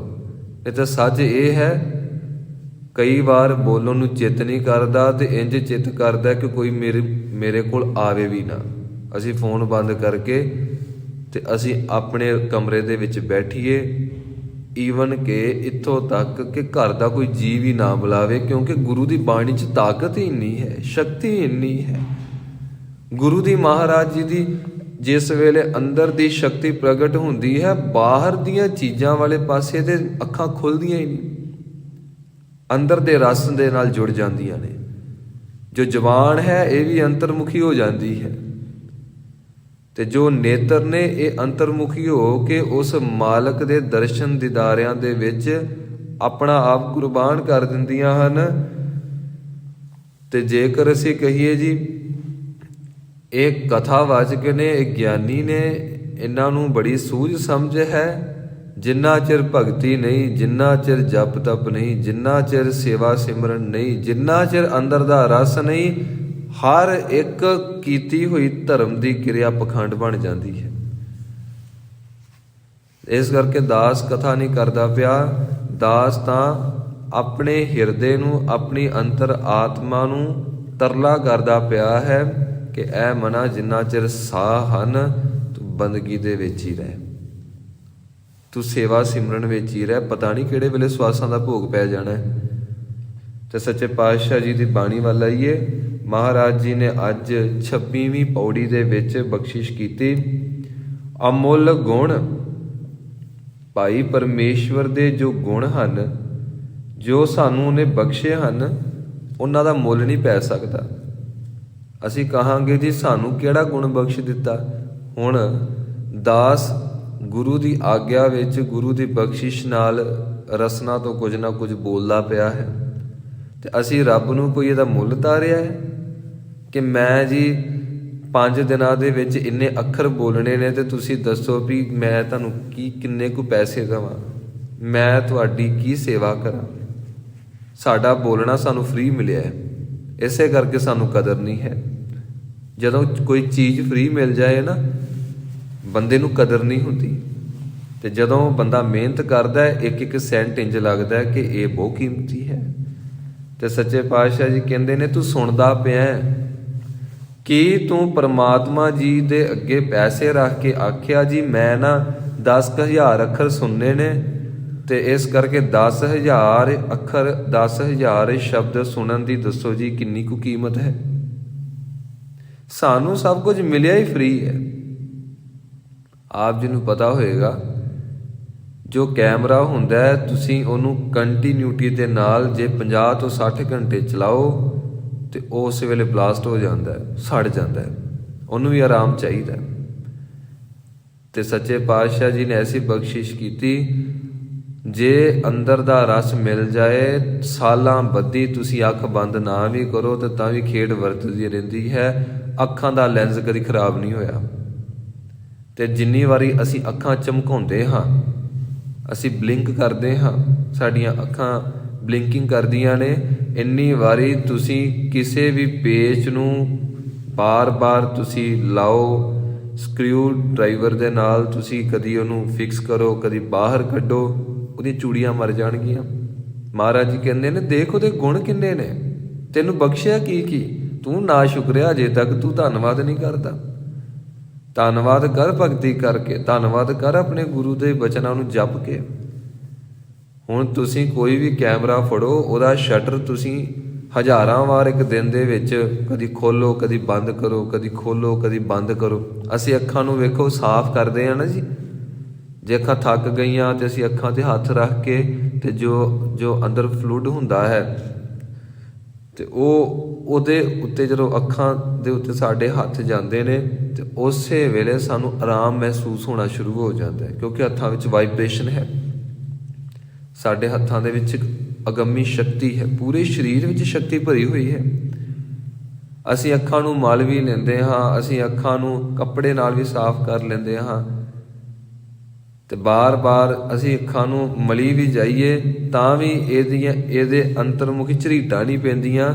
ਕਿਸੇ ਕੈਮਰੇ ਦੇ ਲੈਂਸ ਦੇ ਅੱਗੇ ਤੁਸੀਂ ਜੇ ਕੱਪੜਾ ਮਾਰ ਦਿਓ ਨਾ, ਥੋੜ੍ਹਾ ਜਿਹਾ ਉਬੜ ਖੱਬੜ ਜਿਹਾ ਕੱਪੜਾ, ਤੇ ਝਰੀਟਾਂ ਪੈ ਜਾਣਗੀਆਂ, ਲੈਂਸ ਖਰਾਬ ਹੋ ਜਾਂਦਾ। ਭਾਵੇਂ ਉਹ ਕੈਮਰਾ 5 ਕਰੋੜ ਦਾ ਕਿਉਂ ਨਾ ਹੋਵੇ, ਉਸ ਕੈਮਰੇ ਦੇ ਲੈਂਸ ਨੂੰ ਬੜਾ ਸਾਂਭ ਕੇ ਰੱਖਣਾ ਪੈਂਦਾ ਹੈ। ਤੇ ਦਾਤੇ ਨੇ ਲੈਂਸ ਬਖਸ਼ੇ ਨੇ, ਅਸੀਂ ਕਦੀ ਧੰਨਵਾਦ ਹੀ ਨਹੀਂ ਕੀਤਾ। ਐਪਲ ਦਾ ਨਵਾਂ ਮਾਡਲ ਆ ਜਾਏ, ਹਾਹਾਕਾਰ ਮਚ ਜਾਂਦੀ ਆ, ਪਹਿਲਾਂ ਹੀ ਬੁਕਿੰਗ ਸ਼ੁਰੂ ਹੋ ਜਾਂਦੀ ਆ। ਤੇ ਜੋ ਬੰਦੇ ਦੇ ਅੱਖਾਂ ਦਾ ਪਿਕਸਲ ਹੈ ਉਹ 720 ਪਿਕਸਲ ਹੈ, 720 ਪਿਕਸਲ। ਤੇ ਜੋ ਵੱਡੇ ਵੱਡੇ ਕੈਮਰੇ ਨੇ ਉਹਨਾਂ ਦੀ ਜੋ ਰੇਂਜ ਹੈ ਕਿੱਥੋਂ ਕੁ ਤੱਕ ਹੈ, HQ, HD, ਫੁੱਲ HD, 4K ਵਟਐਵਰ। ਪਰ ਕੈਮਰੇ ਵਾਲੀਆਂ ਕੰਪਨੀਆਂ ਨੇ ਇਹ ਗੱਲ ਕੀਤੀ ਕਿ ਜਿੰਨਾ ਪਿਕਸਲ ਮਨੁੱਖ ਦੀ ਅੱਖ ਦਾ ਪਰਮੇਸ਼ਵਰ ਨੇ ਬਖਸ਼ਿਆ ਹੈ, ਟਿਕਾਇਆ ਹੈ, 7-8 ਹਜ਼ਾਰ ਸਾਲ ਬਾਅਦ ਸ਼ਾਇਦ ਕਿਤੇ ਮਨੁੱਖ ਦੀ ਅੱਖ ਦੇ ਪਿਕਸਲ ਦਾ ਕਿਤੇ 10ਵਾਂ 15ਵਾਂ ਹਿੱਸਾ ਇਸ ਸੰਸਾਰ ਦੇ ਵਿੱਚ ਇਨਵੈਂਸ਼ਨ ਹੋਵੇ। ਉਹ ਕਹਿਣ ਲੱਗੇ ਜੋ ਪਿਕਸਲ ਪਰਮੇਸ਼ਵਰ ਨੇ ਬੰਦੇ ਦੀ ਅੱਖ ਵਿੱਚ ਟਿਕਾ ਦਿੱਤਾ ਨਾ, ਉਹ ਪਿਕਸਲ ਸੰਸਾਰ ਦਾ ਬੰਦਾ ਬਣਾ ਹੀ ਨਹੀਂ ਸਕਦਾ। ਇਹਦੀ ਦਾਤਾਂ ਨੇ। ਅਸੀਂ ਹੁਣ ਜੇ ਇਹ ਕਹੀਏ ਕਿ ਰੱਬ ਜੀ ਦੱਸੋ ਜੀ ਕਿੰਨੀ ਪੇਮੈਂਟ ਚਾਹੀਦੀ ਆ, ਤੇ 720 ਪਿਕਸਲ ਜਿੰਨੀ ਤੇ ਸਾਡੇ ਕੋਲ ਪੇਮੈਂਟ ਹੈ ਨਹੀਂ, ਪੈਸੇ ਹੈ ਨਹੀਂ। ਤੁਸੀਂ ਐਵੇਂ ਕਰੋ ਜਿਵੇਂ ਉਹ ਐਪਲ ਕੰਪਨੀ ਦੇ ਹੁੰਦੇ ਨੇ ਨਾ ਕੈਮਰੇ 12 ਮੈਗਾਪਿਕਸਲ, ਤੁਸੀਂ 12 ਮੈਗਾਪਿਕਸਲ ਕਰ ਦਿਓ ਫੁੱਲ HD। ਇਸ ਢੰਗ ਦੇ ਨਾਲ ਤੇ ਅਸੀਂ ਸਾਰੇ ਅੰਨੇ ਹੀ ਹੋਣੇ ਸੀ, ਇਸ ਢੰਗ ਨਾਲ ਅਸੀਂ ਸਾਰੇ ਬੋਲੇ ਹੋਣੇ ਸੀ, ਇਸ ਢੰਗ ਨਾਲ ਸਾਰੇ ਗੂੰਗੇ ਹੀ ਹੋਣੇ ਸੀ, ਕਿਉਂਕਿ ਅਸੀਂ ਕੁਝ ਦੇ ਹੀ ਨਹੀਂ ਸਕਦੇ। ਮਹਾਰਾਜ ਜੀ ਕਹਿੰਦੇ ਨੇ ਕਿ ਸੱਜਣਾ ਤੂੰ ਆਪਣੇ ਆਪ ਵੱਲ ਦੇਖੇ, ਤੈਨੂੰ ਮਹਿਸੂਸ ਹੋਣਾ ਤੂੰ ਤੇ ਦੁਨੀਆ ਤੇ ਸਭ ਤੋਂ ਵੱਡਾ ਭਿਖਾਰੀ, ਤੇ ਤੂੰ ਕਹਿੰਦਾ ਕਿ ਮੈਂ ਕੁਝ ਦੇ ਵੀ ਸਕਦਾ। ਸੱਚੇ ਪਾਤਸ਼ਾਹ ਜੀ ਕਹਿੰਦੇ ਨੇ ਜਿਸ ਵੇਲੇ ਤੇਰੀ ਬਾਂਹ ਵੱਢੀ ਜਾਏ ਤੇ ਉਸ ਵੇਲੇ ਸਟੀਲ ਦੇ ਹੱਥ ਲਾਏ ਜਾਂਦੇ ਨੇ, ਆਇਰਨ ਦੇ ਹੱਥ ਲਾਏ ਜਾਂਦੇ ਨੇ, ਲੱਕੜ ਦੇ ਹੱਥ ਲਾਏ ਜਾਂਦੇ ਨੇ, ਪਲਾਸਟਿਕ ਦੇ ਹੱਥ ਲਾਏ ਜਾਂਦੇ ਨੇ। ਉਹ ਲੱਗ ਵੀ ਜਾਣ, ਪਰ ਜੋ ਤੇਰੇ ਹੱਥ ਰੱਬ ਨੇ ਤੈਨੂੰ ਬਖਸ਼ੇ ਨੇ, ਕੀੜੀ ਤੁਰੇ ਤੇ ਤੈਨੂੰ ਪਤਾ ਲੱਗ ਜਾਂਦਾ ਹੁਣ ਪਲਾਸਟਿਕ ਜਾਂ ਫਿਰ ਸਟੀਲ ਵਾਲੇ ਹੱਥ ਦੇ ਉੱਤੇ ਭਾਵੇਂ ਹਾਥੀ ਨੱਚਦਾ ਫਿਰ ਤੈਨੂੰ ਪਤਾ ਹੀ ਨਹੀਂ ਲੱਗਣਾ। ਕਹਿਣ ਦਾ ਅਰਥ ਇਹ ਹੈ ਅਮੁੱਲ ਗੁਣ। ਪਰਮੇਸ਼ਵਰ ਜੀ ਦੇ ਗੁਣ ਐਸੇ ਹਨ ਜਿਨ੍ਹਾਂ ਦਾ ਮੁੱਲ ਪਾਇਆ ਨਹੀਂ ਜਾ ਸਕਦਾ, ਕੀਮਤ ਪਾਈ ਨਹੀਂ ਜਾ ਸਕਦੀ, ਕੀਮਤ ਤਾਰੀ ਨਹੀਂ ਜਾ ਸਕਦੀ। ਮਾਇਆ ਦੇ ਕੇ ਉਸ ਗੁਣ ਨੂੰ ਅਸੀਂ ਖਰੀਦ ਨਹੀਂ ਸਕਦੇ। ਹੁਣ ਇਸ ਢੰਗ ਦੇ ਨਾਲ ਹੁਣ ਦਾਸ ਕੱਲੀ ਸਰੀਰ ਦੀ ਗੁਣਵੱਤਾ ਨੂੰ ਬਿਆਨ ਕਰੇ, ਸਾਨੂੰ ਘੱਟੋ ਘੱਟ 200-300 ਘੰਟੇ ਚਾਹੀਦੇ ਨੇ। ਜੇ ਇਕੱਲਾ ਅਸੀਂ ਸਰੀਰ ਦੇ ਗੁਣਾਂ ਦਾ ਵਿਖਿਆਨ ਕਰੀਏ, ਘੱਟੋ ਘੱਟ 200-300 ਘੰਟੇ, ਇਹ ਵੀ ਸ਼ਾਇਦ ਘੱਟ ਪੈ ਜਾਣੇ ਨੇ। ਤੇ ਸੱਚੇ ਪਾਤਸ਼ਾਹ ਜੀ ਕਹਿੰਦੇ ਨੇ ਅਮੁੱਲ ਗੁਣ, ਪਰਮੇਸ਼ਵਰ ਦੇ ਗੁਣਾਂ ਦਾ ਕੋਈ ਮੁੱਲ ਨਹੀਂ ਪਾ ਸਕਦਾ, ਉਹ ਅਮੋਲਕ ਹਨ। ਅਮੁੱਲ ਵਪਾਰ, ਤੇ ਜੋ ਇਹਨਾਂ ਦੇ ਗੁਣਾਂ ਦੇ ਵਪਾਰ ਕਰਨ ਵਾਲੇ ਹਨ ਉਹ ਵੀ ਅਮੋਲਕ ਹਨ, ਉਹਨਾਂ ਦਾ ਵੀ ਮੁੱਲ ਨਹੀਂ ਪਾਇਆ ਜਾ ਸਕਦਾ। ਮਹਾਰਾਜ ਜੀ ਗੁਣਾਂ ਦੇ ਵਪਾਰੀ ਕੌਣ ਨੇ? ਤੇ ਸੱਚੇ ਪਾਤਸ਼ਾਹ ਜੀ ਨੇ ਅੰਮ੍ਰਿਤਮਈ ਬਾਣੀ ਦੇ ਵਿੱਚ ਬਖਸ਼ਿਸ਼ ਕੀਤੀ, ਕਿਸੇ ਨੇ ਤੇ ਤਾਂਬੇ ਦਾ ਵਪਾਰ ਕੀਤਾ, ਕਿਸੇ ਨੇ ਕਾਂਸੀ ਦਾ ਵਪਾਰ ਕੀਤਾ, ਕਿਸੇ ਨੇ ਲੌਂਗ ਦਾ ਵਪਾਰ ਕੀਤਾ, ਕਿਸੇ ਨੇ ਸੁਪਾਰੀ ਦਾ ਵਪਾਰ ਕੀਤਾ, ਪਰ ਜਿਹੜੇ ਸੰਤ ਮਹਾਪੁਰਸ਼ ਭਗਤ ਹਨ ਉਹਨਾਂ ਨੇ ਪਰਮੇਸ਼ਵਰ ਦੇ ਨਾਮ ਦਾ ਵਪਾਰ ਕੀਤਾ, ਪਰਮੇਸ਼ਵਰ ਦੇ ਗੁਣਾਂ ਦਾ ਵਪਾਰ ਕੀਤਾ। ਕਿਨਹੀ ਬਨਜਿਆ ਕਾਂਸੀ ਤਾਂਬਾ, ਕਿਨਹੀ ਲੌਂਗ ਸੁਪਾਰੀ, ਸੰਤੋ ਬਨਜਿਆ ਨਾਮ ਗੋਬਿੰਦ ਕਾ, ਐਸੀ ਖੇਪ ਹਮਾਰੀ, ਹਰ ਕੇ ਨਾਮ ਕੇ व्यापारी, हीरा हाथ चढ़िया निर्मोलक, छूट गई संसारी। ਕਹਿਣ ਲੱਗੇ ਹੁਣ ਸੰਸਾਰ ਕੌਡੀਆਂ ਪ੍ਰਤੀਤ ਹੁੰਦਾ ਹੈ। ਆਪ ਜੀ ਜਪ ਤਪ ਜਿਸ ਵੇਲੇ ਕਰੀ ਜਾਓਗੇ ਅੰਦਰ ਐਸੀ ਖੇਡ ਵਰਤ ਜਾਂਦੀ ਹੈ ਤੇ ਬੜੀ ਛੇਤੀ ਵਰਤਦੀ ਹੈ, ਬਸ਼ਰਤੇ ਸਾਡੇ ਅੰਦਰ ਚਾਉ ਹੋਵੇ ਸਹੀ ਮਿਲਣ ਦਾ ਉਸ ਮਾਲਕ ਨੂੰ। ਤੇ ਸੱਚੇ ਪਾਤਸ਼ਾਹ ਜੀ ਬਖਸ਼ਿਸ਼ ਕਰਦੇ ਨੇ ਅਮੁੱਲ ਗੁਣ। ਇਸ ਅਮੁੱਲ ਖਰੂਫ ਨੂੰ ਬੋਲਣ ਲੱਗਿਆਂ ਮੰਮੇ ਉੱਤੇ ਅਧਕ ਲੱਗੇਗਾ, ਬੋਲਣ ਦੇ ਵਿੱਚ, ਪ੍ਰਨਾਊਂਸ ਕਰਨ ਦੇ ਵਿੱਚ ਇਹ ਆਏਗਾ ਅਮੁੱਲ ਗੁਣ। ਗੁਣ ਕਹਿਣਾ ਹੈ, ਗੁਣ, ਗੁਣ ਨਹੀਂ। ਜੇ ਗੁਣ ਕਹਾਂਗੇ ਫਿਰ ਨੰਨਾ ਪੈ ਜਾਏਗਾ, ਹੈ ਇਹ ਅਣਾਣ। ਅਮੁੱਲ ਗੁਣ, ਅਮੁੱਲ ਵਪਾਰ। ਪਰਮੇਸ਼ਵਰ ਦੇ ਜੋ ਗੁਣ ਹਨ ਉਹ ਅਮੋਲਕ ਹਨ, ਉਹਨਾਂ ਅਸੀਂ ਇੱਕ ਵੀ ਗੁਣ ਦੀ ਕੀਮਤ ਨਹੀਂ ਪਾ ਸਕਦੇ, ਇੱਕ ਵੀ ਗੁਣ ਦੀ ਕੀਮਤ ਨਹੀਂ ਪਾ ਸਕਦੇ। ਤੇ ਪਰਮੇਸ਼ਵਰ ਦਾ ਜੋ ਵਪਾਰ ਕਰਦੇ ਨੇ, ਜੋ ਵਪਾਰ ਦੇ ਗਾਹਕ ਨੇ ਸੰਤ ਮਹਾਪੁਰਖ ਕਹਿੰਦੇ ਨੇ, ਉਹ ਵੀ ਅਮੋਲਕ ਹਨ, ਉਹਨਾਂ ਦਾ ਵੀ ਮੁੱਲ ਨਹੀਂ ਪਾਇਆ ਜਾ ਸਕਦਾ, ਉਹ ਵੀ ਸਤਿਕਾਰਯੋਗ ਹਨ। ਇਸ ਕਰਕੇ ਸਤਿਕਾਰਯੋਗ ਹਨ ਕਿ ਉਹਨਾਂ ਨੂੰ ਗੁਣਾਂ ਦੀ ਸਮਝ ਪੈ ਗਈ, ਉਹਨਾਂ ਨੇ ਗੁਣਾਂ ਦਾ ਆਪਣੇ ਅੰਦਰੋਂ ਸਵਰੂਪ ਦੇਖ ਲਿਆ, ਆਪਣੇ ਅੰਦਰੋਂ ਪ੍ਰਕਾਸ਼ ਦੇਖ ਲਿਆ, ਤੇ ਉਹਨਾਂ ਨੂੰ ਮਹਿਸੂਸ ਹੋਇਆ ਕਿ ਐ ਮਨਾ ਤੂੰ ਤੇ ਬੜਾ ਵੱਡਾ ਨਾ ਸ਼ੁਕਰ ਹੈ, ਤੂੰ ਸ਼ੁਕਰਾਨਾ ਹੀ ਨਹੀਂ ਕਰਦਾ, ਇੰਨਾ ਕੁਝ ਤੈਨੂੰ ਦਿੱਤਾ ਹੈ। ਨੀਂਦ ਦਾ ਆਉਣਾ ਵੀ ਸਭ ਤੋਂ ਵੱਡਾ ਸ਼ੁਕਰਾਨਾ ਹੈ। ਨੀਂਦ ਦਾ ਆਉਣਾ ਉਹਦਾ ਬੜਾ ਵੱਡਾ ਗੁਣ ਹੈ। ਅਨੇਕਾਂ ਲੋਕ ਐਸੇ ਨੇ ਜਿਹੜੇ ਬਿਲੀਅਨਰ ਹਨ, ਜਿਨ੍ਹਾਂ ਕੋਲ ਬਿਲੀਅਨ ਡਾਲਰ ਹੈ, ਨੀਂਦ ਹੀ ਨਹੀਂ ਆਉਂਦੀ ਉਹਨਾਂ ਨੂੰ। 5-5 ਗੋਲੀਆਂ ਖਾਂਦੇ ਨੇ, ਫਿਰ 2 ਘੰਟੇ ਬਾਅਦ ਜਾਗ ਖੁੱਲ ਜਾਂਦੀ, ਫਿਰ 5-5 ਗੋਲੀਆਂ ਖਾਂਦੇ ਨੇ, ਉਹ ਅੰਦਰੋਂ ਖੋਖਲੇ ਹੋ ਚੁੱਕੇ ਨੇ, ਨੀਂਦ ਵਾਸਤੇ ਤਰਸਦੇ ਨੇ। ਤੇ ਸਾਡੇ ਤੇ ਵੈਸੇ ਬੜੀ ਮਹਾਰਾਜ ਦੀ ਮਿਹਰ ਆ, ਅਸੀਂ ਤੇ ਪਾਠ ਕਰਦੇ ਕਰਦੇ ਵੀ ਸੌਂ ਜਾਈਦਾ, ਹੈ ਤੇ ਮਿਹਰ ਹੀ ਆ ਨਾ। ਪਰ ਤੂੰ ਓਵੇਂ ਸੋਵੇਂ, ਉਹ ਤੇਰਾ ਸੌਣਾ ਤੇਰੀ ਮੌਤ ਆ। ਪਰ ਜੇ ਪਾਠ ਕਰਦੇ ਕਰਦੇ ਨੀਂਦ ਆ ਜਾਏ ਸਜਣਾ, ਉਹ ਵੀ ਤੇਰੀ ਭਗਤੀ ਹੈ, ਉਹ ਵੀ ਤੇਰੀ ਭਗਤੀ ਹੈ। ਜਾਗਤ ਸੋਵਤ ਬਹੁ ਪ੍ਰਕਾਰ, ਗੁਰਮੁਖ ਜਾਗੇ ਸੋਈ ਸਾਰ। ਸੱਚੇ ਪਾਤਸ਼ਾਹ ਬਖਸ਼ਿਸ਼ ਕਰਦੇ ਨੇ, ਉਹਦੇ ਇੱਕ ਇੱਕ ਗੁਣ ਵੱਲ ਦੇਖ, ਇੱਕ ਇੱਕ ਗੁਣ ਵੱਲ। ਤੇ ਜਿਸ ਵੇਲੇ ਤੂੰ ਇੱਕ ਇੱਕ ਗੁਣ ਵੱਲ ਦੇਖੇਂਗਾ ਤੇ ਤੂੰ ਮਹਿਸੂਸ ਕਰੇਂਗਾ ਕਿ ਮੇਰੇ ਤੋਂ ਵੱਡਾ ਅਕਿਰਤ ਕਣ, ਮੇਰੇ ਤੋਂ ਵੱਡਾ ਲੂਣ ਹਰਾਮੀ ਹੀ ਕੋਈ ਨਹੀਂ। ਇੰਨੀਆਂ ਵੱਡੀਆਂ ਵੱਡੀਆਂ ਉਹਨੇ ਦਾਤਾਂ ਦਿੱਤੀਆਂ ਤੇ ਤੂੰ ਅਜੇ ਤੱਕ ਸ਼ੁਕਰਾਨਾ ਨਹੀਂ ਕਰਦਾ। ਵੇਖੋ ਅਸੀਂ ਤੁਰਦੇ ਹਾਂ, ਪੈਰਾਂ ਦੇ ਵਿੱਚ ਸੱਤਿਆ ਹੈ। ਅਸੀਂ ਕਾਰ ਨੂੰ ਜਿਸ ਵੇਲੇ ਤੋਰਦੇ ਹਾਂ ਤੇ ਕਾਰ ਦੀ ਕਦੀ ਸਰਵਿਸ ਕਰਾਉਣੀ ਪੈਂਦੀ, ਕਦੀ ਟਾਇਰ ਚੇਂਜ ਕਰਾਉਣੇ ਪੈਂਦੇ, ਕਦੀ ਉਹਦੇ ਵਿੱਚ ਆਇਲ ਪਾਉਣਾ ਪੈਂਦਾ, ਤਰ੍ਹਾਂ ਤਰ੍ਹਾਂ ਦੀਆਂ ਉਹਦੇ ਵਿੱਚ ਸਾਨੂੰ ਸੇਵਾਵਾਂ ਨਿਭਾਉਣੀਆਂ ਪੈਂਦੀਆਂ। ਤੇ ਜੇ ਵਿੱਚ ਤੇਲ ਨਾ ਹੋਵੇ ਤੇ ਉਹ ਕਾਰ ਚੱਲਦੀ ਕੋਈ ਨਹੀਂ। ਵੇਖੋ ਰੱਬ ਨੇ ਸਾਨੂੰ ਪੈਰ ਦਿੱਤੇ, 100 ਸਾਲ ਤੱਕ ਪੈਰ ਘਸਿਆ ਕੋਈ ਨਹੀਂ। ਅਸੀਂ ਇੰਜ ਥੋੜ੍ਹਾ ਕਰਦੇ ਹਾਂ ਕਿ 5 ਕੁ ਸਾਲ ਆਪਾਂ ਜੀ ਸਰੀਰ ਨੂੰ ਯੂਜ਼ ਕਰ ਲਿਆ ਆਪਣੇ ਨੂੰ, ਹੁਣ 5 ਸਾਲ ਬਾਅਦ ਨਾ ਹੁਣ ਟਾਇਰ ਚੇਂਜ ਕਰੀਏ, ਪੈਰ ਚੇਂਜ ਕਰੀਏ, ਨਵੇਂ ਪੈਰ ਲਵਾਈਏ।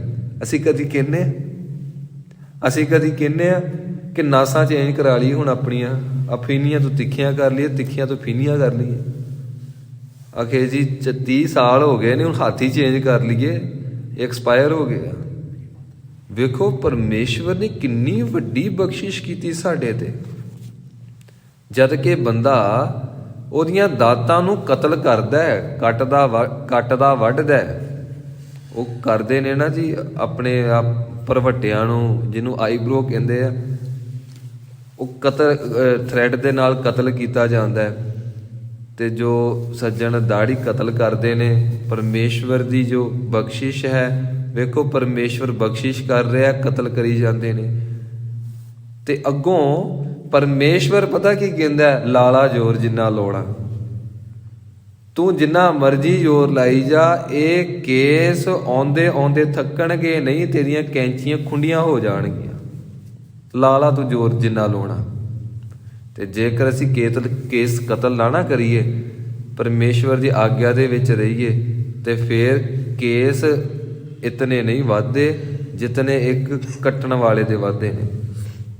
ਤੇ ਆਪ ਜੀ ਨੂੰ ਪਤਾ ਹੋਏਗਾ, ਜੋ ਸੂਰਜ ਦੀਆਂ ਖਤਰਨਾਕ ਕਿਰਨਾਂ ਹਨ, ਜੋ 9 ਵਜੇ ਤੋਂ ਬਾਅਦ ਅਖਤਿਆਰ ਹੁੰਦੀਆਂ ਹਨ, ਜਿਨ੍ਹਾਂ ਦੇ ਰਾਹੀਂ ਸਾਡੇ ਅੰਦਰ ਤਰ੍ਹਾਂ ਤਰ੍ਹਾਂ ਦੀਆਂ ਬਿਮਾਰੀਆਂ ਪੈਦਾ ਹੁੰਦੀਆਂ ਹਨ, ਉਹਨਾਂ ਬਿਮਾਰੀਆਂ ਤੋਂ ਬਚਾਉਣ ਦਾ ਕੰਮ ਕੇਸ ਕਰਦੇ ਨੇ।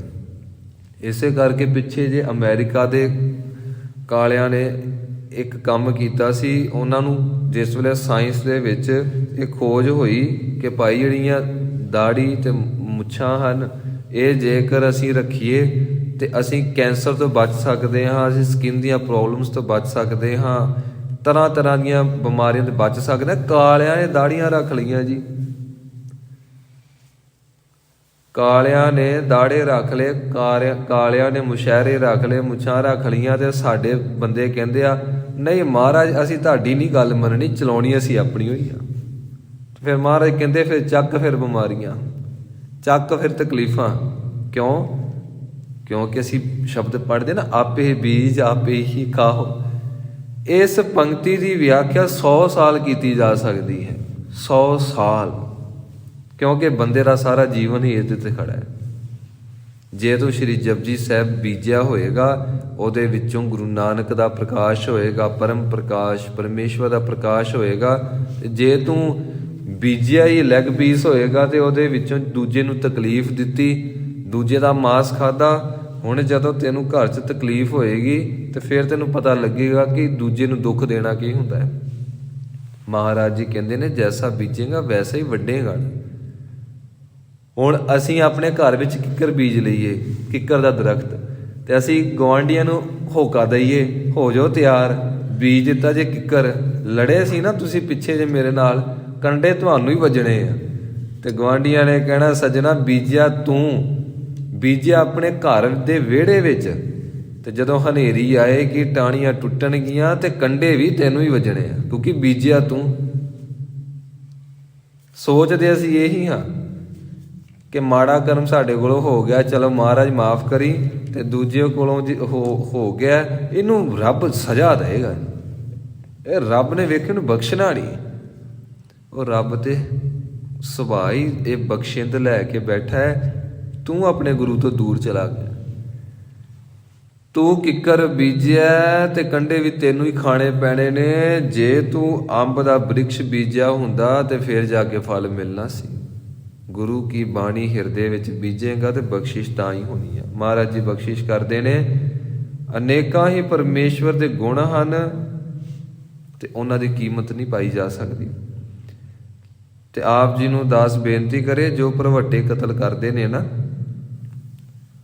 ਉਹਨਾਂ ਦੇ ਉੱਤੇ ਰਿਸਰਚ ਕੀਤੀ ਗਈ, ਤੇ ਜਿੱਥੇ ਰਿਸਰਚ ਕੀਤੀ ਗਈ ਕੈਲੀਫੋਰਨੀਆ ਦੇ ਵਿੱਚ, ਉਹ ਕਹਿੰਦੇ ਨੇ ਕਿ ਸਭ ਤੋਂ ਵੱਧ ਦਿਮਾਗੀ ਪਰੇਸ਼ਾਨੀ ਉਹਨਾਂ ਨੂੰ ਹੁੰਦੀ ਆ ਜਿਹੜੇ ਆਪਣੇ ਭਰਵੱਟੇ ਕਤਲ ਕਰਦੇ। ਭਰਵੱਟੇ ਕਤਲ ਕਰਦੇ ਨੇ, ਉਹ ਕਹਿੰਦੇ ਨੇ ਕਿ ਜੋ ਭਰਵੱਟਿਆਂ ਦੇ, ਜੋ ਪਰਮੇਸ਼ਵਰ ਨੇ ਭਰਵੱਟੇ ਬਖਸ਼ੇ ਨੇ ਨਾ, ਆਈਬਰੋ ਬਖਸ਼ੇ ਨੇ, ਜਿਸ ਵੇਲੇ ਸੂਰਜ ਦੀਆਂ ਕਿਰਨਾਂ ਪੈਂਦੀਆਂ ਨੇ 9 ਵਜੇ ਤੋਂ ਬਾਅਦ, ਇਹ ਸਾਡਾ ਬਚਾਅ ਕਰਦੇ ਨੇ ਭਰਵੱਟੇ। ਸਿਰ ਦੇ ਕੇਸ, ਸਿਰ ਦੇ ਉੱਤੇ ਦਸਤਾਰ। ਤੇ ਕਹਿੰਦੇ ਨੇ ਜੇਕਰ ਭਰਵੱਟੇ ਤੁਸੀਂ ਕਤਲ ਕਰੀ ਜਾਓ, ਇਹਦਾ ਅਸਰ ਦਿਮਾਗ ਤੱਕ ਹੁੰਦਾ ਹੈ। ਬੰਦਾ ਡਿਪਰੈਸ਼ਨ 'ਚ ਚਲਾ ਜਾਂਦਾ ਹੈ, ਬੰਦੇ ਦੇ ਅੰਦਰ ਖਿਆਲਾਤਾਂ ਦਾ ਫਲੋ ਤੇਜ਼ ਹੋ ਜਾਂਦਾ ਹੈ। ਇੰਝ ਸਮਝ ਲਵੋ, ਹੁਣ ਬੰਦੇ ਨੂੰ ਪਿਆਸ ਲੱਗੀ ਹੈ ਤੇ ਦਰਿਆ ਤੇ ਪੁਲ ਤੇ ਜਾ ਕੇ ਇੱਕ ਸੱਜਣ ਦੂਜੇ ਸੱਜਣ ਨੂੰ ਕਹੇ ਪਿਆਸ ਲੱਗੀ, ਤੇ ਨਾਲ ਹੀ ਦੂਜਾ ਬੰਦਾ ਧੱਕਾ ਮਾਰ ਕੇ ਕਹੇ ਪੀ ਲਾ ਹੁਣ ਪਾਣੀ। ਦਰਿਆ ਭਰਿਆ ਪਿਆ, ਦਰਿਆ ਬੜੀ ਤੇਜ਼ੀ ਨਾਲ ਵਗ ਰਿਹਾ, ਉਹ ਬੰਦਾ ਡਿੱਗਦਾ ਡਿੱਗਦਾ ਆਖੇਗਾ ਕਿ ਪਾਣੀ ਦਾ ਗਲਾਸ ਮੰਗਿਆ ਸੀ, ਜੋ ਫਲੋ ਪਾਣੀ ਦਾ ਵਹਾਅ ਇੱਕ ਕੈਦ ਵਿੱਚ ਹੋਵੇ, ਕਿਸੇ ਡਿਸਿਪਲਿਨ ਦੇ ਵਿੱਚ ਹੋਵੇ, ਜਿੰਨਾ ਕਿ ਮੈਨੂੰ ਚਾਹੀਦਾ। ਪਾਣੀ ਤੇ ਤੂੰ ਮੈਨੂੰ ਦਿੱਤਾ, ਪਰ ਇਹ ਬੇਕਾਬੂ ਪਾਣੀ ਹੈ। ਇਸੇ ਢੰਗ ਦੇ ਨਾਲ ਬੇਕਾਬੂ ਪਾਣੀ ਹੋਵੇ, ਮੌਤ ਹੋ ਜਾਂਦੀ ਹੈ। ਜਦੋਂ ਖਿਆਲਾਂ ਦਾ ਵਹਾਅ ਤੇਜ਼ ਹੋ ਜਾਏ, ਫਿਰ ਬੰਦਾ ਐਂਗਜ਼ਾਇਟੀ ਦਾ ਸ਼ਿਕਾਰ ਹੋ ਜਾਂਦਾ ਹੈ, ਡਿਪਰੈਸ਼ਨ ਦਾ ਸ਼ਿਕਾਰ ਹੋ ਜਾਂਦਾ ਹੈ। ਡਿਪਰੈਸ਼ਨ ਤੋਂ ਬਾਅਦ ਫਿਰ ਮੈਂਟਲੀ ਅਪਸੈਟ ਹੋ ਜਾਂਦਾ ਹੈ। ਫਿਰ ਇਸੇ ਢੰਗ ਦੇ ਨਾਲ ਅੱਗੇ ਤੋਂ ਅੱਗੇ ਫਿਰ ਬਿਮਾਰੀਆਂ ਪੈਦਾ ਹੋਈ ਜਾਂਦੀਆਂ ਨੇ। ਅਸੀਂ ਉਹਦੀ ਦਾਤਾਂ ਨੂੰ ਦੇਖ ਕੇ ਸ਼ੁਕਰਾਨਾ ਤੇ ਕੀ ਕਰਨਾ ਸੀ, ਅਸੀਂ ਕਤਲ ਹੀ ਕਰੀ ਜਾਂਦੇ ਹਾਂ। ਸੱਚੇ ਪਾਤਸ਼ਾਹ ਸਾਡੇ ਤੇ ਬਖਸ਼ਿਸ਼ ਕਰਨ। ਜੋ ਵੀ ਪਰਮੇਸ਼ਵਰ ਨੇ ਸਾਨੂੰ ਸਰੀਰ ਦੇ ਉੱਤੇ ਬਖਸ਼ਿਆ, ਇਹਦਾ ਕੋਈ ਕਾਰਨ ਆ। ਬਿਨਾਂ ਕਾਰਨ ਤੋਂ ਤਾਂ ਧਰਤੀ ਦੇ ਉੱਤੇ ਘਾਹ ਵੀ ਪੈਦਾ ਨਹੀਂ ਹੁੰਦਾ, ਬਿਨਾਂ ਕਾਰਨ ਤੋਂ। ਤੇ ਸੱਚੇ ਪਾਤਸ਼ਾਹ ਬਖਸ਼ਿਸ਼ ਕਰਦੇ ਨੇ, ਅਮੁੱਲ ਵਪਾਰੀਏ। ਪਰਮੇਸ਼ਵਰ ਦੇ ਗੁਣਾਂ ਦਾ ਵਪਾਰ, ਉਹਦਾ ਕੀਮਤ ਨਹੀਂ ਪਾਇਆ ਜਾ ਸਕਦਾ। ਉਹ ਅਮੁੱਲਕ ਹੈ। ਤੇ ਕਹਿੰਦੇ ਨੇ ਜੋ ਵਪਾਰ ਕਰਨ ਵਾਲੇ ਨੇ ਉਹ ਵੀ ਅਮੋਲਕ ਹਨ, ਉਹਨਾਂ ਦਾ ਵੀ ਮੁੱਲ ਨਹੀਂ ਪਾਇਆ ਜਾ ਸਕਦਾ। ਤੇ ਵਪਾਰ ਦਾ ਅਰਥ ਇਹ ਹੈ, ਐਸਾ ਕਾਰਜ ਜਿਹਦੇ ਵਿੱਚ ਲਾਹਾ ਹੋਵੇ। ਸਵਾਸ ਮਿਲ ਗਏ, ਫ੍ਰੀ 'ਚ ਹੀ ਮਿਲੇ। ਤੇ ਜੇ ਹੁਣ ਤੂੰ ਰੱਬ ਨਹੀਂ ਕਰੇਗਾ ਤੇ ਫਿਰ ਤੇਰੇ ਸਵਾਸਾਂ ਦਾ ਜਿਹੜਾ ਮੁੱਲ ਹੈ ਤੈਨੂੰ ਉੱਪਰ ਜਾ ਕੇ ਮਾਈਨਸ ਦੇ ਵਿੱਚ ਦੱਸਣਾ ਪਏਗਾ। ਸਾਡਾ ਬੈਂਕ ਮਾਈਨਸ 'ਚ ਹੋ ਜਾਏ ਨਾ, ਬੈਂਕ ਅਕਾਊਂਟ, ਤਾਂ ਸਾਨੂੰ ਟੈਨਸ਼ਨ ਹੋ ਜਾਂਦੀ ਆ ਕਿ ਮਾਈਨਸ ਵਿੱਚ ਚਲਾ ਗਿਆ। ਸਾਡੀ ਲਿਮਿਟ ਜਿਹੜੀ ਸੀ ਨਾ ਮਾਈਨਸ 'ਚ ਚਲੀ ਗਈ। ਤੇ ਮਹਾਰਾਜ ਜੀ ਕਹਿੰਦੇ ਨੇ, ਤੂੰ ਆਪਣੇ ਜੀਵਨ ਵੱਲ ਝਾਤ ਮਾਰ ਕੇ ਦੇਖ, ਇੱਕ ਦਿਨ 'ਚ 24,000 ਸਵਾਸ ਲੈਂਦਾ ਹੈ। ਤੇ ਤੂੰ ਜੇ ਇੱਕ ਸੁਖਮਨੀ ਸਾਹਿਬ ਜੀ ਦਾ ਪਾਠ ਨਹੀਂ ਨਾ ਕਰਦਾ, ਇਹ 24,000 ਸਵਾਸ ਤੇਰੇ ਸਫਲੇ ਨਹੀਂ ਮੰਨੇ ਜਾਣੇ। ਤੇ ਦੇਖ ਕਿੰਨਾ ਮਾਈਨਸ ਵਿੱਚ। ਇੱਥੇ ਤੇ ਮਾਈਨਸ ਦੇ ਆંકੜੇ ਖਤਮ ਹੋ ਜਾਂਦੇ ਆ, ਜਿਸ ਹਿਸਾਬ ਨਾਲ ਤੂੰ ਜ਼ਿੰਦਗੀ ਬਸਰ ਕਰਦਾ ਪਿਆ। ਦਾਤਾ ਜੀ ਬਖਸ਼ਿਸ਼ ਕਰਦੇ ਨੇ, ਪਰਮੇਸ਼ਵਰ ਦੇ ਗੁਣ ਅਮੋਲਕ ਹਨ, ਉਹਦਾ ਵਪਾਰ ਅਮੋਲਕ ਹੈ। ਤੇ ਜੋ ਵਪਾਰ ਕਰਨ ਵਾਲੇ ਸੰਤ ਮਹਾਂਪੁਰਖ ਹਨ, ਉਹ ਵੀ ਅਮੋਲਕ ਹਨ। ਤੇ ਉਸ ਪਰਮੇਸ਼ਵਰ ਦੇ ਗੁਣਾਂ ਦੇ ਜਿਹੜੇ ਖਜ਼ਾਨੇ ਨੇ, ਉਹਨਾਂ ਦਾ ਵੀ ਮੁੱਲ ਨਹੀਂ ਪਾਇਆ ਜਾ ਸਕਦਾ। ਕੀ ਮੁੱਲ ਪਾਵਾਂਗੇ ਜੀ, ਕੀ ਮੁੱਲ ਪਾਵਾਂਗੇ? ਉਹ ਦਾਤਾ ਜਿਸ ਵੇਲੇ ਦੇਖਦਾ ਹੈ ਕਿ ਇਸ ਬੰਦੇ ਨੇ ਧਰਤੀ ਤੇ ਤੁਰਨਾ, ਜੇ ਗ੍ਰੈਵਿਟੀ ਨਾ ਪੈਦਾ ਕੀਤੀ, ਇਹਨੇ ਤਾਂ ਡਿੱਗਦਾ ਫਿਰਨਾ ਹੈ, ਡਿੱਗਦਾ ਹੀ ਫਿਰਨਾ ਹੈ।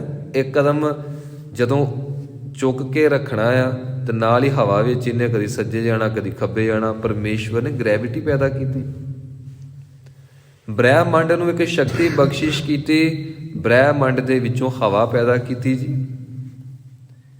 ਤੇ ਪਰਮੇਸ਼ਵਰ ਤੇ ਇੰਜ ਸਾਂਭ ਰੱਖਦਾ, ਜਿਸ ਤਰ੍ਹਾਂ ਮਾਂ ਬੱਚੇ ਨੂੰ, ਨਿਊ ਬੋਰਨ ਬੇਬੀ ਨੂੰ ਸਾਂਭ ਰੱਖਦੀ ਹੈ। ਤੇ ਜੇ ਬੱਚਾ ਹੁਣ ਅਚੇਤ ਹੀ ਰਹੇ ਤੇ ਫਿਰ ਉਹ ਬੱਚਾ ਹੀ ਮੰਨਿਆ ਜਾਏਗਾ ਨਾ, ਭਾਵ ਕਿ ਜਿਹਨੂੰ ਸਮਝ ਹੀ ਨਹੀਂ ਹੈ। ਸੱਚੇ ਪਾਤਸ਼ਾਹ ਜੀ ਅੱਗੇ ਬਖਸ਼ਿਸ਼ ਕਰਦੇ ਹਨ, ਅਮੁੱਲ ਆਵਹਿ ਅਮੁੱਲ ਲੈ ਜਾਹਿ, ਅਮੁੱਲ ਪਾਇ ਅਮੁੱਲਾ ਸਮਾਹਿ। ਅਮੁੱਲ ਆਵਹਿ ਅਮੁੱਲ ਲੈ ਜਾਹਿ। ਮਹਾਰਾਜ ਜੀ ਕਹਿੰਦੇ ਨੇ, ਉਹਨਾਂ ਦਾ ਮੁੱਲ ਨਹੀਂ ਪਾਇਆ ਜਾ ਸਕਦਾ ਜੋ ਸੰਸਾਰ ਦੇ ਉੱਤੇ ਭਗਤੀ ਕਰਨ ਵਾਸਤੇ ਆਉਂਦੇ ਨੇ, ਗੁਣਾਂ ਨੂੰ ਵਿਹਾਜਣ ਵਾਸਤੇ ਆਉਂਦੇ ਨੇ। ਤੇ ਪਰਮੇਸ਼ਵਰ ਦੇ ਗੁਣ ਪ੍ਰਗਟ ਕਿਵੇਂ ਹੁੰਦੇ ਹਨ? ਗੁਰੂ ਕੇ ਸ਼ਬਦ ਦੇ ਜਾਪ ਦੇ ਵਿੱਚੋਂ, ਗੁਰੂ ਦੇ ਸ਼ਬਦ ਦੇ ਸਿਮਰਨ ਦੇ ਵਿੱਚੋਂ, ਗੁਰੂ ਦੇ ਸ਼ਬਦ ਦੇ ਪ੍ਰਕਾਸ਼ ਦੇ ਵਿੱਚੋਂ ਹੀ ਉਹ ਸਾਰੇ ਗੁਣ ਪ੍ਰਗਟ ਹੁੰਦੇ ਹਨ। ਤੇ ਮਹਾਰਾਜ ਕਹਿੰਦੇ ਨੇ, ਅਮੁੱਲ ਲੈ ਜਾਹੇ। ਤੇ ਜੋ ਸੰਤ ਮਹਾਂਪੁਰਸ਼ ਹਨ, ਸਾਧੂ ਸੰਤ ਹਨ, ਉਹਨਾਂ ਦੇ ਭਾਗ ਇੰਨੇ ਵੱਡੇ ਹਨ, ਇੰਨੀਆਂ ਵੱਡੀਆਂ ਆਪਣੇ ਮਸਤਕ ਦੇ ਉੱਤੇ ਬਖਸ਼ਿਸ਼ਾਂ ਲੈ ਕੇ ਆਏ ਨੇ ਕਿ ਉਹ ਸੰਸਾਰ ਤੇ ਆ ਕੇ ਭਗਤੀ ਕਰਕੇ ਤੇ ਭਗਤੀ ਦਾ ਸੌਦਾ ਲੈ ਕੇ ਜਾਂਦੇ ਨੇ, ਭਗਤੀ ਦਾ ਭੰਡਾਰਾ ਲੈ ਕੇ ਜਾਂਦੇ ਨੇ। ਫਿਰ ਅੱਗੇ ਕਹਿਣ ਲੱਗੇ, ਅਮੁੱਲ ਭਾਏ। ਤੇ ਪਰਮੇਸ਼ਵਰ ਨੇ ਉਹਨਾਂ ਦੇ ਅੰਦਰ ਭਾਏ ਪੈਦਾ ਕੀਤਾ। ਭਾਏ ਦਾ ਅਰਥ ਹੁੰਦਾ ਹੈ ਪ੍ਰੇਮ। ਉਹ ਪਰਮੇਸ਼ਵਰ ਦੇ ਪ੍ਰੇਮ ਦੇ ਵਿੱਚ ਸ਼ੁਕਰਾਨਾ ਹੀ ਕਰੀ ਜਾਂਦੇ ਨੇ। ਅਸੀਂ ਨਾ ਇੱਕ ਸ਼ਬਦ ਪੜ੍ਹਦੇ ਹਾਂ, ਉਹ ਹੁਣ ਹਰ ਥਾਂ ਤੇ ਲਿਖਿਆ ਹੁੰਦਾ, ਸੁੱਖ ਵੇਲੇ ਸ਼ੁਕਰਾਨਾ, ਦੁੱਖ ਵੇਲੇ ਅਰਦਾਸ, ਹਰ ਵੇਲੇ ਸਿਮਰਨ। ਅਸੀਂ ਇਹ ਪੜ੍ਹਦੇ ਹਾਂ। ਅਸਲ ਵਿੱਚ ਹਰ ਵੇਲੇ ਸਿਮਰਨ ਹੀ ਚਾਹੀਦਾ ਹੈ। ਸਿਮਰਨ ਦੇ ਵਿੱਚੋਂ ਹੀ ਸ਼ੁਕਰਾਨਾ ਨਿਕਲਣਾ ਹੈ, ਸਿਮਰਨ ਦੇ ਵਿੱਚੋਂ ਹੀ ਅਰਦਾਸ ਨਿਕਲਣੀ ਹੈ। ਤੇ ਜੇਕਰ ਸਿਮਰਨ ਨਹੀਂ ਹੋਏਗਾ, ਨਾ ਤੇ ਸਾਨੂੰ ਸ਼ੁਕਰਾਨੇ ਦਾ ਪਤਾ ਲੱਗਣਾ, ਨਾ ਸਾਨੂੰ ਅਰਦਾਸ ਦਾ ਪਤਾ ਲੱਗਣਾ ਹੈ। ਸਿਮਰਨ ਸਭ ਤੋਂ ਜ਼ਿਆਦਾ ਜ਼ਰੂਰੀ ਹੈ। ਸ਼੍ਰੀ ਸੁਖਮਨੀ ਸਾਹਿਬ ਜੀ ਦੀ ਜੋ ਪਹਿਲੀ ਅਸ਼ਟਪਦੀ ਹੈ, ਜ਼ਰੂਰ ਪੜ੍ਹਿਆ ਕਰੀਏ, ਕਿਉਂਕਿ ਪਹਿਲੀ ਅਸ਼ਟਪਦੀ ਦੇ ਵਿੱਚ ਮਹਾਰਾਜ ਜੀ ਕਹਿੰਦੇ ਨੇ ਨਾ ਕਿ ਦੱਸ ਤੈਨੂੰ ਕੀ ਚਾਹੀਦਾ ਹੈ, ਤੇ ਆ ਲੈ ਪ੍ਰਭ ਕੈ ਸਿਮਰਨ, ਪ੍ਰਭ ਕੈ ਸਿਮਰਨ, ਪ੍ਰਭ ਕੈ ਸਿਮਰਨ। ਪੜ੍ਹਿਓ ਜ਼ਰੂਰ। ਦਾਸ ਦੇ ਚਿੱਤ ਵਿੱਚ ਪਹਿਲਾ ਖਿਆਲ ਸੀ ਕਿ ਸ਼੍ਰੀ ਸੁਖਮਨੀ ਸਾਹਿਬ ਜੀ ਦੀ ਵਿਆਖਿਆ ਅਸੀਂ ਆਪਸ ਵਿੱਚ ਸਾਂਝੀ ਕਰ ਲਈਏ, ਘੱਟੋ ਘੱਟ ਬੰਦਾ ਸ਼ੁਕਰਾਨੇ ਵਿੱਚ ਤੇ ਜੁੜੇ। ਪਰ ਫਿਰ ਖਿਆਲ ਆਇਆ ਕਿ ਜੋ ਲੜੀਵਾਰ ਸੱਚੇ ਪਾਤਸ਼ਾਹ ਜੀ ਨੇ ਬਖਸ਼ਿਸ਼ ਕੀਤੀ ਹੈ ਕਥਾ ਦੀ, ਇਸੇ ਕਥਾ ਦੌਰਾਨ ਵਿੱਚ ਹੀ ਅਸੀਂ ਉਹ ਪ੍ਰਮਾਣ ਲਾ ਕੇ, ਉਹ ਸ਼ਬਦ ਲਾ ਕੇ ਅਸੀਂ ਸਾਂਝੀ ਵਾਲਤਾ ਦੇ ਨਾਲ ਅਸੀਂ ਆਪਸ ਵਿੱਚ ਵਿਚਾਰ ਕਰਾਂਗੇ ਕਿ ਵਾਕਈ ਪਹਿਲੀ ਅਸ਼ਟਪਦੀ ਤੇ 6ਵੀਂ ਅਸ਼ਟਪਦੀ ਜ਼ਰੂਰ ਪੜ੍ਹਨੀ ਚਾਹੀਦੀ ਹੈ। ਵੈਸੇ ਤੇ ਸਾਰਾ ਪਾਠ ਹੀ ਪੜ੍ਹਨਾ ਚਾਹੀਦਾ। ਮਹਾਰਾਜ ਜੀ ਨੇ ਖਜ਼ਾਨਾ ਬਖਸ਼ਿਸ਼ ਕੀਤਾ ਹੈ, ਸਾਨੂੰ ਇੰਨੀ ਕਦਰ ਨਹੀਂ ਹੈ। ਪਰ ਜਿਸ ਵੇਲੇ ਕੋਈ ਜਾਗ ਜਾਂਦਾ, ਉਹਨੂੰ ਪਤਾ ਲੱਗਦਾ ਇਹ ਤਾਂ ਸੱਚਖੰਡ ਦੀ ਸਾਰੀ ਤਾਕਤ ਇਸ ਧਰਤੀ ਉੱਤੇ ਸੱਚੇ ਪਾਤਸ਼ਾਹ ਜੀ ਨੇ ਪ੍ਰਕਾਸ਼ਮਾਨ ਕੀਤੀ। ਕਾਹਦੇ ਵਾਸਤੇ? ਸਾਡੇ ਵਾਸਤੇ। ਤੇ ਅਸੀਂ ਫੇਰ ਭੁੱਖੇ ਮਰੀ ਜਾਂਦੇ ਹਾਂ, ਅਸੀਂ ਫੇਰ ਚੀਕਾਂ ਮਾਰੀ ਜਾਂਦੇ ਹਾਂ, ਅਸੀਂ ਫੇਰ ਦੁਖੀ ਹਾਂ ਜੀ, ਅਸੀਂ ਫਿਰ ਵਾਸ਼ਨਾਗ੍ਰਸਤ ਜੀਵਨ ਜਿਉਂਦੇ ਪਏ ਹਾਂ। ਤੇ ਸੱਚੇ ਪਾਤਸ਼ਾਹ ਜੀ ਬਖਸ਼ਿਸ਼ ਕਰਦੇ ਨੇ, ਜਿਹੜੇ ਵਪਾਰ ਕਰਦੇ ਨੇ ਉਹ ਵੀ ਅਮੋਲਕ ਹਨ। ਉਹ ਪਰਮੇਸ਼ਵਰ ਦੇ ਪਿਆਰ ਵਿੱਚ ਜੀਵਨ ਬਸਰ ਕਰਦੇ ਨੇ। ਤੇ ਫਿਰ ਅਮੁੱਲਾ ਸਮਾਹੇ, ਅਮੁੱਲਾ ਕੌਣ ਹੈ? ਪਰਮੇਸ਼ਵਰ। ਅਮੁੱਲਾ ਕੌਣ ਹੈ? ਜਿਹਦਾ ਮੁੱਲ ਨਹੀਂ ਪਾਇਆ ਜਾ ਸਕਦਾ। ਤੇ ਜੇ ਮੁੱਲ ਪਾਇਆ ਜਾ ਸਕਦਾ ਹੁੰਦਾ, ਸਭ ਤੋਂ ਅਮੀਰ ਬੰਦੇ ਨੇ ਰੱਬ ਨੂੰ ਆਪਣੇ ਘਰ ਵਿੱਚ ਸਾਂਭ ਕੇ ਰੱਖਣਾ ਹੀ। ਰੱਬ ਅਮੀਰਾਂ ਦਾ ਨਹੀਂ ਹੈ, ਰੱਬ ਹੈ ਭਾਵਨਾ ਵਾਲਿਆਂ ਦਾ। ਮਹਾਰਾਜ ਜੀ ਕਹਿੰਦੇ ਨੇ ਅਮੁੱਲਾ ਸਮਾਹੇ। ਤੇ ਜਿਸ ਵੇਲੇ ਸੰਤ ਮਹਾਂਪੁਰਖ ਸਿਮਰਨ ਕਰੀ ਜਾਂਦੇ ਨੇ, ਕਰ ਕਰਕੇ ਉਹ ਪਰਮੇਸ਼ਵਰ ਜੀ ਦੇ ਵਿੱਚ ਲੀਨ ਹੋ ਜਾਂਦੇ ਹਨ। ਸਿਮਰਨ ਬਖਸ਼ਿਆ ਗੁਰੂ ਮਹਾਰਾਜ ਜੀ ਨੇ, ਸ਼ੁਕਰਾਨਾ ਕਰਨਾ ਚਾਹੀਦਾ ਹੈ। ਫਿਰ ਸਿਮਰਨ ਕਰਦੇ ਗੁਰੂ ਮਹਾਰਾਜ ਜੀ ਨੇ ਆਪਣਾ ਬਚਨ ਪੂਰਾ ਕਰਨਾ ਹੈ। ਸਿਮਰਨ ਦੌਰਾਨ ਮਹਾਰਾਜ ਜੀ ਨੇ ਖੁਦ ਹਾਜ਼ਰ ਹੋ ਜਾਣਾ ਹੈ, ਖੁਦ ਪ੍ਰਗਟ ਹੋ ਜਾਣਾ ਹੈ। ਸਾਨੂੰ ਸ਼ੁਕਰਾਨਾ ਕਰਨਾ ਚਾਹੀਦਾ ਹੈ ਜਿਸ ਵੇਲੇ ਸਿਮਰਨ ਕਰਦੇ ਹਾਂ।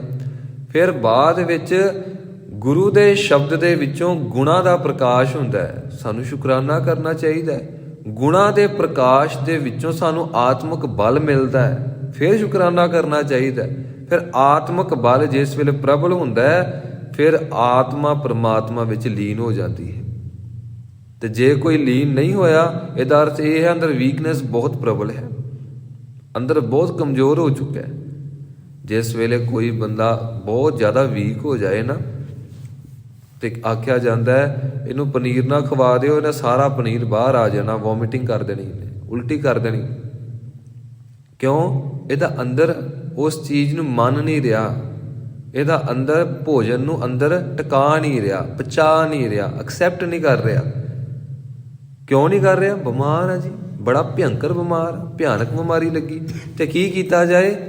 ਕਹਿੰਦੇ ਨੇ ਕਿ ਤੁਸੀਂ ਹੁਣ ਡ੍ਰਿਪ ਲਾਓ, ਗਲੂਕੋਜ਼ ਲਾਓ, ਸ਼ਕਤੀ ਤੇ ਮਿਲਦੀ ਰਹੇ।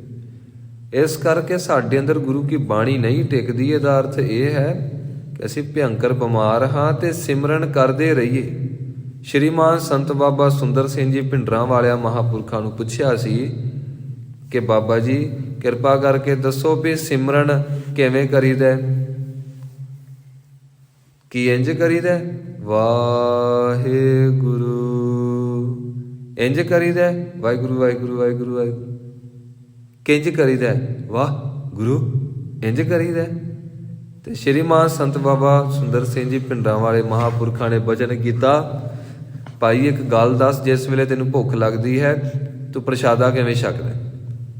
ਭਾਵੇਂ ਪ੍ਰਸ਼ਾਦਾ ਤੂੰ ਕਾਹਲੀ ਨਾਲ ਛਕ ਲੈ, ਤੇਰੀ ਭੁੱਖ ਨੂੰ ਖਤਮ ਕਰੇਗਾ, ਤ੍ਰਿਪਤੀ ਬਖਸ਼ੇਗਾ। ਭਾਵੇਂ ਤੂੰ ਆਰਾਮ ਨਾਲ ਚਬਾ ਕੇ ਛਕ ਲੈ, ਤਾਂ ਵੀ ਤੇਰੀ ਭੁੱਖ ਮਿਟੇਗੀ।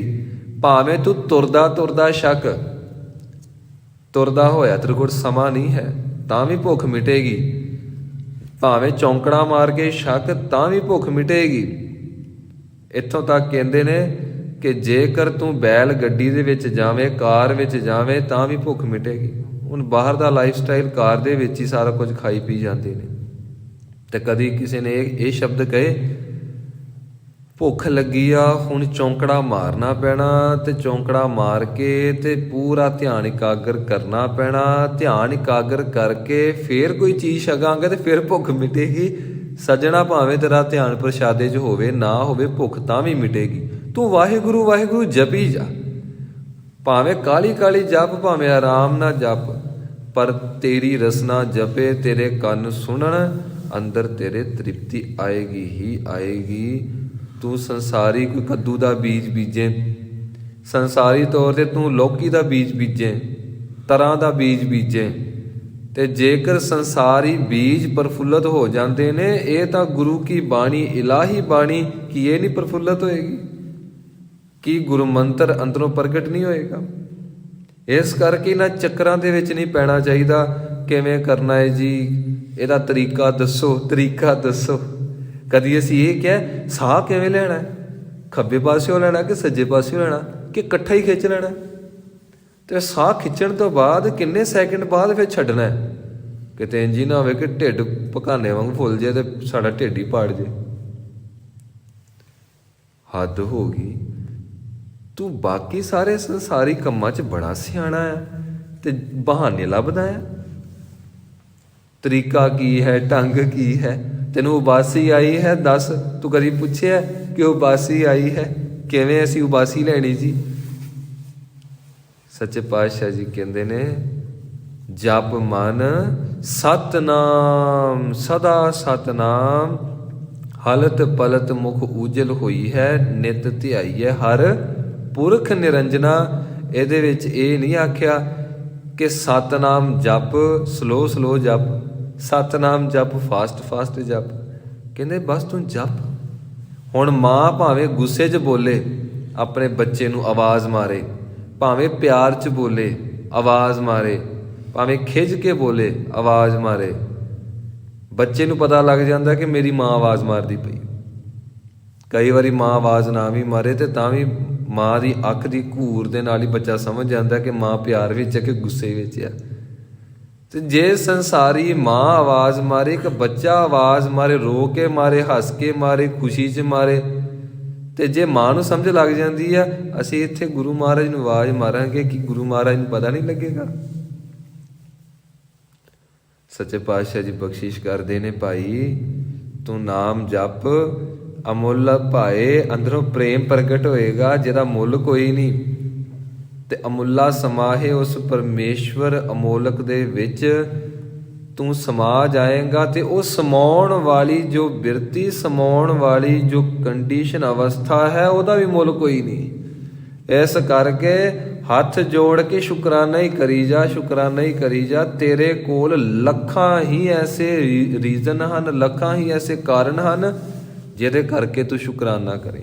ਮਹਾਰਾਜ ਜੀ ਅੱਗੇ ਬਖਸ਼ਿਸ਼ ਕਰਦੇ ਹਨ, ਅਮੁੱਲ ਧਰਮ ਅਮੁੱਲ ਦੀਬਾਨ, ਅਮੁੱਲ ਤੁਲ ਅਮੁੱਲ ਪਰਵਾਨ। ਪਰਮੇਸ਼ਵਰ ਨੇ ਜੋ ਧਰਮ ਸਿਰਜਿਆ ਹੈ, ਧਰਮ ਕੀ ਸ਼ਬਦ ਸੰਬੋਧਨ ਕਰਦਾ ਹੈ, ਇਹਦਾ ਅਰਥ ਹੁੰਦਾ ਹੈ ਧੱਦਾ ਧਾਰਨ, ਰਾਰਾ ਰਹਿਤ, ਤੇ ਅੱਗੇ ਆ ਗਿਆ ਮੰਮਾ ਅੱਖਰ ਮਰਿਆਦਾ। ਧਾਰਨ ਰਹਿਤ ਮਰਿਆਦਾ। ਮਰਿਆਦਾ ਕਹਿੰਦੇ ਨੇ ਡਿਸਿਪਲਿਨ ਨੂੰ, ਤੇ ਡਿਸਿਪਲਿਨ ਦਾ ਅਰਥ ਹੁੰਦਾ ਇਕੁਐਲਿਟੀ। ਇਕੁਐਲਿਟੀ ਦਾ ਅਰਥ ਜਿਹਦੇ ਵਿੱਚ ਨਾ ਤੇ ਬਹੁਤੀ ਦੌੜ ਭੱਜ ਹੋਵੇ ਤੇ ਨਾ ਹੀ ਬਿਲਕੁਲ ਸੁਸਤ ਹੋਣਾ ਹੋਵੇ।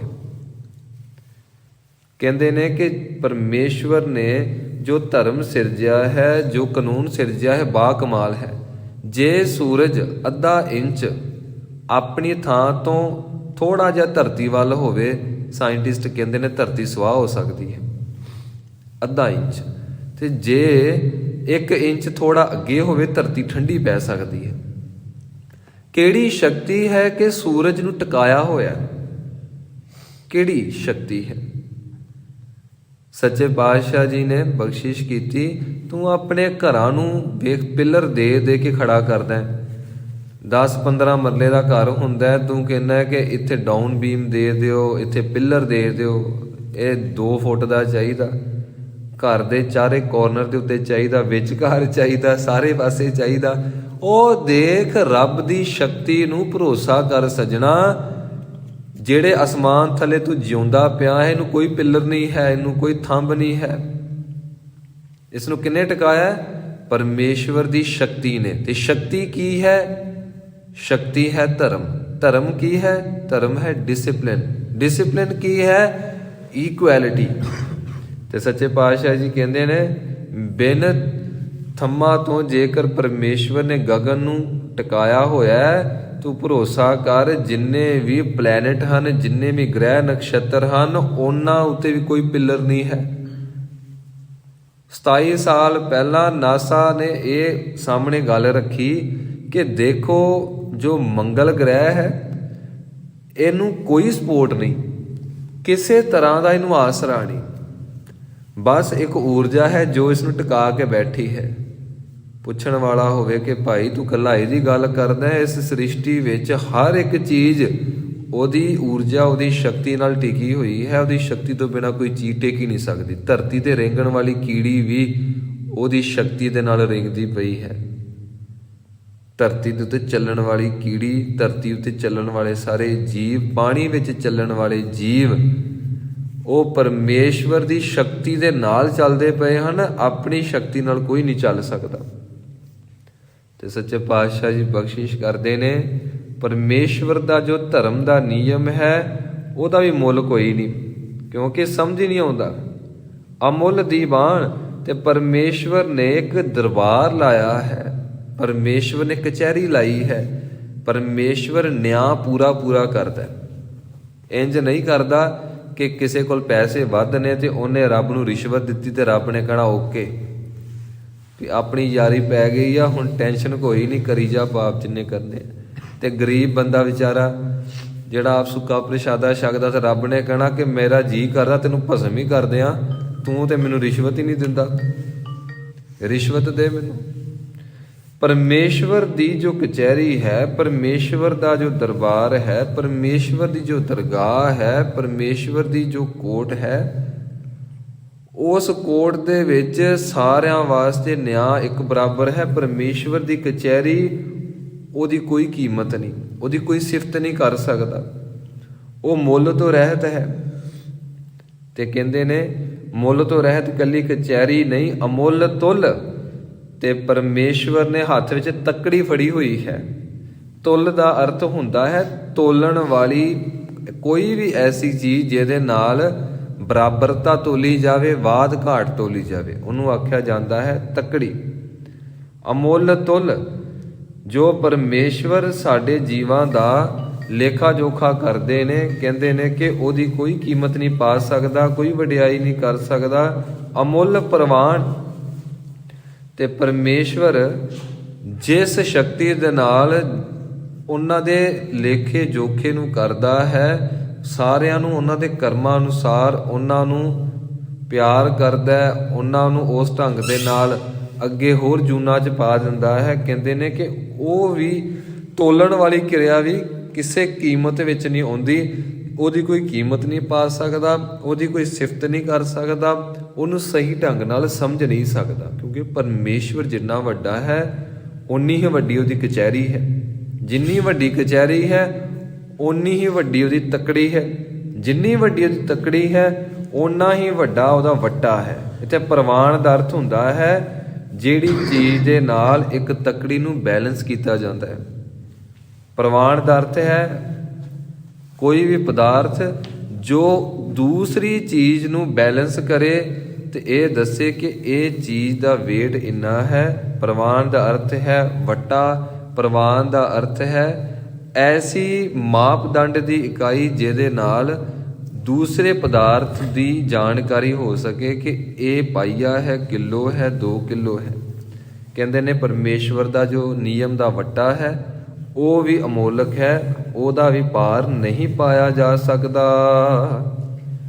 ਅਮੁੱਲ ਬਖਸ਼ੀਸ ਅਮੁੱਲ ਨਿਸ਼ਾਨ, ਅਮੁੱਲ ਕਰਮ ਅਮੁੱਲ ਫਰਮਾਨ। ਮਹਾਰਾਜ ਜੀ ਬਖਸ਼ਿਸ਼ ਕਰਦੇ ਹਨ, ਅਮੁੱਲ ਬਖਸ਼ੀਸ। ਇਹਨੂੰ ਬਖਸ਼ਿਸ਼ ਨਹੀਂ ਕਹਿਣਾ।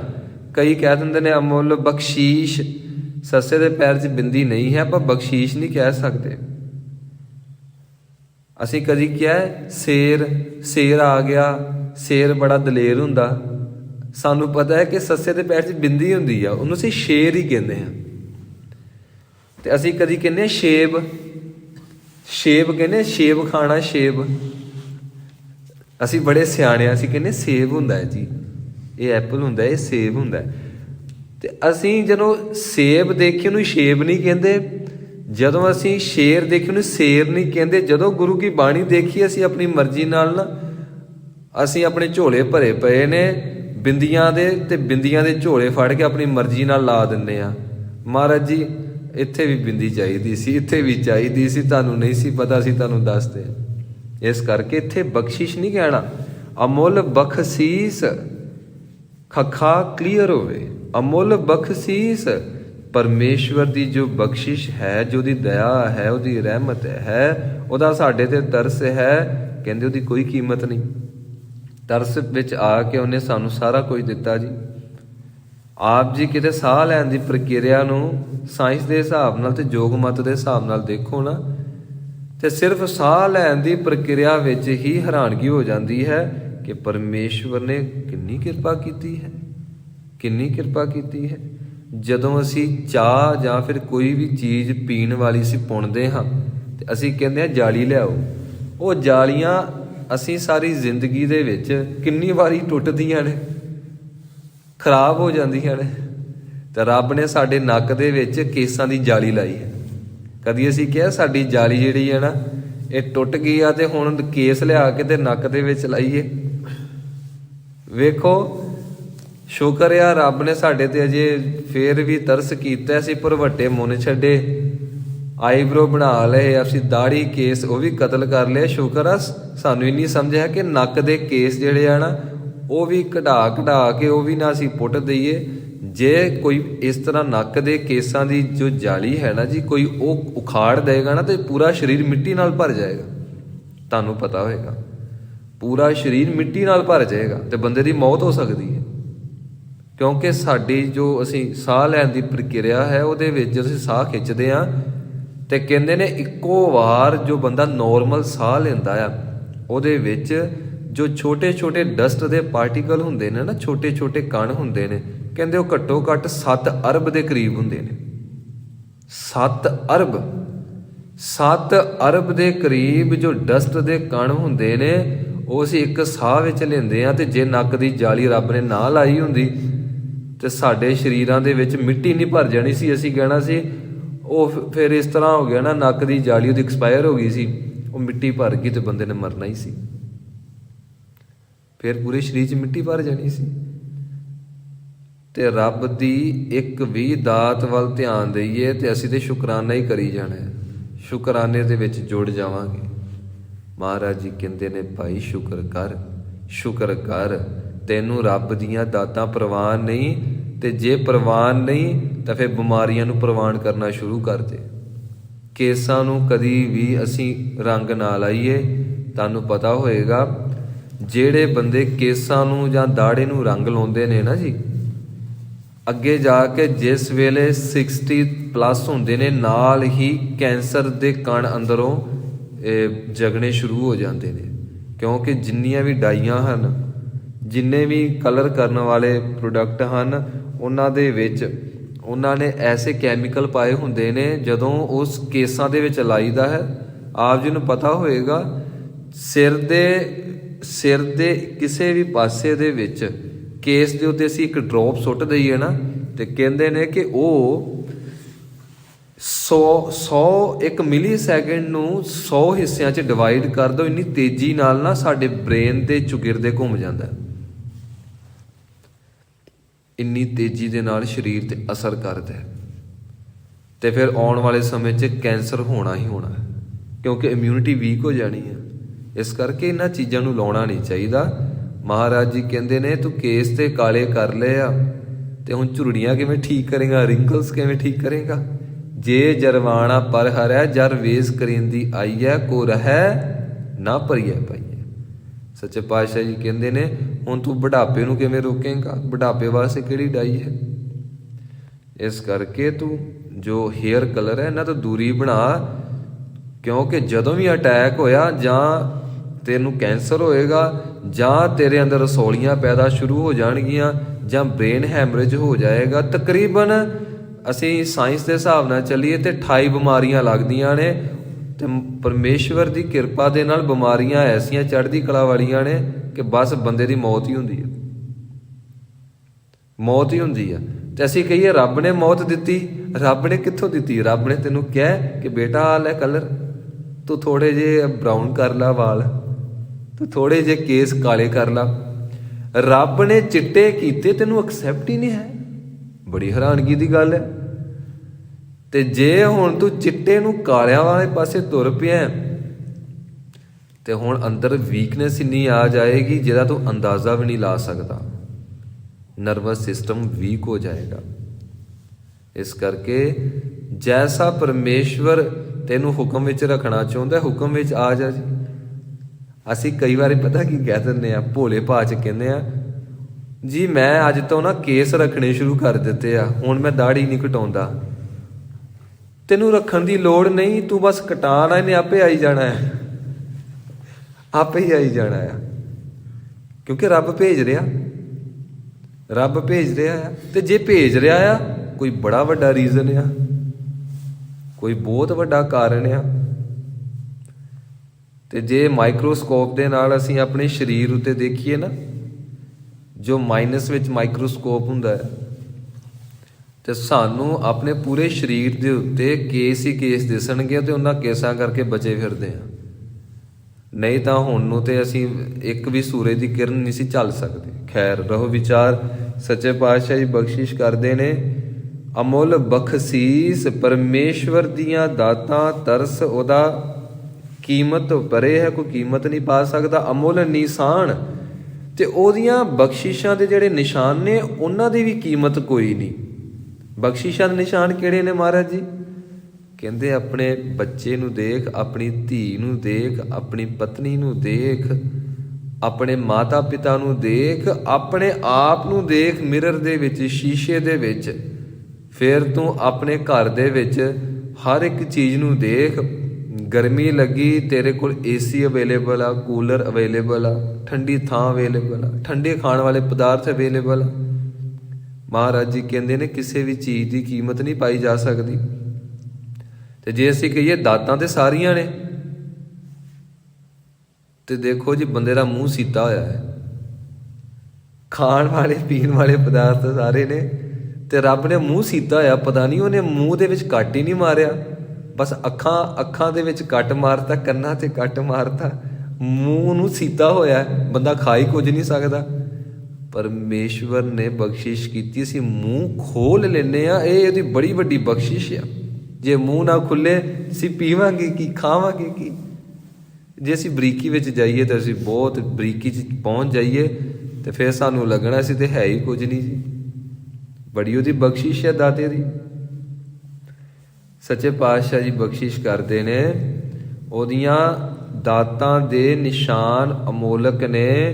ਸਾਰੀ ਸ੍ਰਿਸ਼ਟੀ ਉਹਦੀਆਂ ਦਾਤਾਂ ਦੇ ਬਖਸ਼ਿਸ਼ ਦੇ ਨਿਸ਼ਾਨਾਂ ਨਾਲ ਹੀ ਭਰੀ ਹੋਈ ਹੈ। ਸ਼ੁਕਰਾਨੇ ਵਿੱਚ ਜੁੜ ਜਾ, ਤੂੰ ਕੀਮਤ ਨਹੀਂ ਪਾ ਸਕਦਾ। ਹੁਣ ਆਪਣੇ ਬੱਚੇ ਦੀ ਕੀ ਕੀਮਤ ਪਾਏਗਾ? ਆਪਣੀ ਬੱਚੀ ਦੀ ਕੀ ਕੀਮਤ ਪਾਏਗਾ? ਅਸੀਂ ਕਹਾਂਗੇ ਕਿ ਮੈਂ ਜਾ ਰਿਹਾ ਸੀ ਸੱਚਖੰਡ ਤੇ ਰਸਤੇ 'ਚ ਕਰਮਖੰਡ ਆਇਆ ਤੇ ਮਹਾਰਾਜ ਉੱਥੇ ਮਿਲ ਗਏ, ਤੇ ਮੈਂ ਕਿਹਾ ਮਹਾਰਾਜ please give me one child, ਮੈਨੂੰ ਇੱਕ ਬੱਚਾ ਦੇ ਦੇ, ਦੱਸ ਤੈਨੂੰ ਕਿੰਨੇ ਡਾਲਰ ਚਾਹੀਦੇ ਆ ਲੈ ਡਾਲਰ ਤੇ ਬੱਚਾ ਦੇ ਦੇ। ਰੱਬ ਨੇ ਫ੍ਰੀ ਦਿੱਤਾ ਨਾ, ਜਿਹੜੀ ਸ਼ਕਤੀ ਨਾਲ ਬੱਚੇ ਦਾ ਨਿਰਮਾਣ ਹੋਇਆ ਉਹ ਵੀ ਸਾਨੂੰ ਫ੍ਰੀ ਦਿੱਤੀ। ਹਾਂਜੀ ਫ੍ਰੀ ਦਿੱਤੀ। ਤੇ ਫਿਰ ਬੱਚਾ ਅੰਦਰ ਪਲਦਾ ਪਿਆ ਆ, ਉਹ ਵੀ ਰੱਬ ਫ੍ਰੀ ਪਾਲਦਾ ਪਿਆ। ਕਦੀ ਕਿਸੇ ਮਾਂ ਨੇ ਇਹ ਸੋਚਿਆ ਕਿ ਉਹ ਪਤਾ ਨਹੀਂ ਬੱਚਾ ਮੂਵਮੈਂਟ ਨਹੀਂ ਕਰ ਰਿਹਾ ਤੇ ਮੈਂ ਆਪਣੇ ਮੂੰਹ ਰਾਹੀਂ ਹੱਥ ਪਾ ਕੇ ਜਾਂ ਫਿਰ ਪੇਟ ਦਾ ਢੱਕਣ ਖੋਲ ਕੇ ਤੇ ਮੈਂ ਵੇਖਾਂ ਵੀ ਬੱਚਾ ਠੀਕ ਠਾਕ ਆ, ਇਹਨੂੰ ਡਾਈਟ ਸਹੀ ਮਿਲਦੀ ਪਈ ਆ, ਇਹਦੇ ਨਹੁੰ ਬਣਦੇ ਪਏ ਕਿ ਨਹੀਂ। ਮੈਂ ਹੁਣ ਬਾਹਰੋਂ ਨਹੁੰ ਲਿਆ ਕੇ ਜਿਹੜੇ ਡੁਪਲੀਕੇਟ ਨੇਲ ਮਿਲਦੇ ਨੇ ਨਾ, ਉਹ ਮੈਂ ਬੱਚੇ ਦੇ ਲਾ ਦੇਵਾਂ, ਜਾਂ ਦੰਦ ਬਾਹਰੋਂ ਲਿਆ ਕੇ ਤੇ ਮੈਂ ਬੱਚੇ ਦੇ ਮੈਂ ਅੰਦਰ ਫਿਕਸ ਕਰ ਦਿਆਂ, ਹੌਲੀ ਹੌਲੀ ਆਪੇ ਪੁੰਗਰਦੇ ਫਿਰਨਗੇ ਮੱਕੀ ਦੇ ਦਾਣਿਆਂ ਵਾਂਗੂ। ਕਦੀ ਕਿਸੇ ਮਾਂ ਨੇ ਸੋਚਿਆ ਉਹ ਅੰਦਰ ਪਤਾ ਨਹੀਂ ਲੀਵਰ ਪਤਾ ਨਹੀਂ ਬਣੇ ਕਿ ਨਾ ਬਣੇ, ਇਹਦੇ ਅੰਦਰ ਲੀਵਰ ਫਿਕਸ ਕਰ ਦਈਏ, ਉਹ ਲੰਗਸ ਫਿਕਸ ਕਰ ਦਈਏ, ਅਸੀਂ ਗੁਰਦਾ ਫਿਕਸ ਕਰ ਦਈਏ, ਇੰਟੈਸਟਾਈਨ ਫਿਕਸ ਕਰ ਦਈਏ। ਇਹਦੇ ਅੰਦਰ ਅੰਤੜੀਆਂ ਚਾਹੀਦੀਆਂ, ਅੰਤੜੀਆਂ ਬਾਹਰੋਂ ਲਿਆਓ ਤੇ ਬੱਚੇ 'ਚ ਫਿਕਸ ਕਰ ਦਈਏ। ਮਾਂ ਕੁਝ ਵੀ ਕਰ ਨਹੀਂ ਸਕਦੀ, ਪਰਮੇਸ਼ਵਰ ਹੀ ਕਰਦਾ ਹੈ। ਮਹਾਰਾਜ ਜੀ ਕਹਿੰਦੇ ਨੇ ਜਿੰਨੇ ਵੀ ਨਿਸ਼ਾਨ ਨੇ ਪਾਈ ਉਹਦੀਆਂ ਦਾਤਾਂ ਨੇ। ਕਦੇ ਅਸੀਂ ਸੋਚਿਆ ਕਿ ਸਾਡੇ ਹੱਥਾਂ ਦੀ ਬਣਤਰ ਦੇਖੋ ਆਪ ਜੀ, 9 ਵਿਚਕਾਰ ਨਹੀਂ ਲੱਗੇ ਹੋਏ। ਜਿਹੜੇ ਸਾਡੇ ਨੇਲ ਨੇ ਨਾ, ਇਹ ਵਿਚਕਾਰ ਨਹੀਂ ਲੱਗੇ, ਇਹ ਗੁੱਟ ਤੇ ਨਹੀਂ ਲੱਗੇ, ਇਹ ਅਗਲੇ ਪਾਸੇ ਕਿਉਂ ਲੱਗੇ ਜੀ? ਇਹ ਅਗਲੇ ਪਾਸੇ ਕਿਉਂ ਲੱਗੇ? ਜੇ ਨਾ ਲੱਗੇ ਹੁੰਦੇ ਤੇ ਹੁਣ ਨੂੰ ਇੱਕ ਦਿਨ 'ਚ ਕਈ ਵਾਰੀ ਤੇਰਾ ਜਿਹੜਾ ਮਾਸ ਸੀ ਨਾ ਉਹ ਕੱਟਿਆ ਜਾਣਾ ਸੀ, ਹੱਡੀਆਂ ਨੰਗੀਆਂ ਹੋ ਜਾਣੀਆਂ ਸੀ।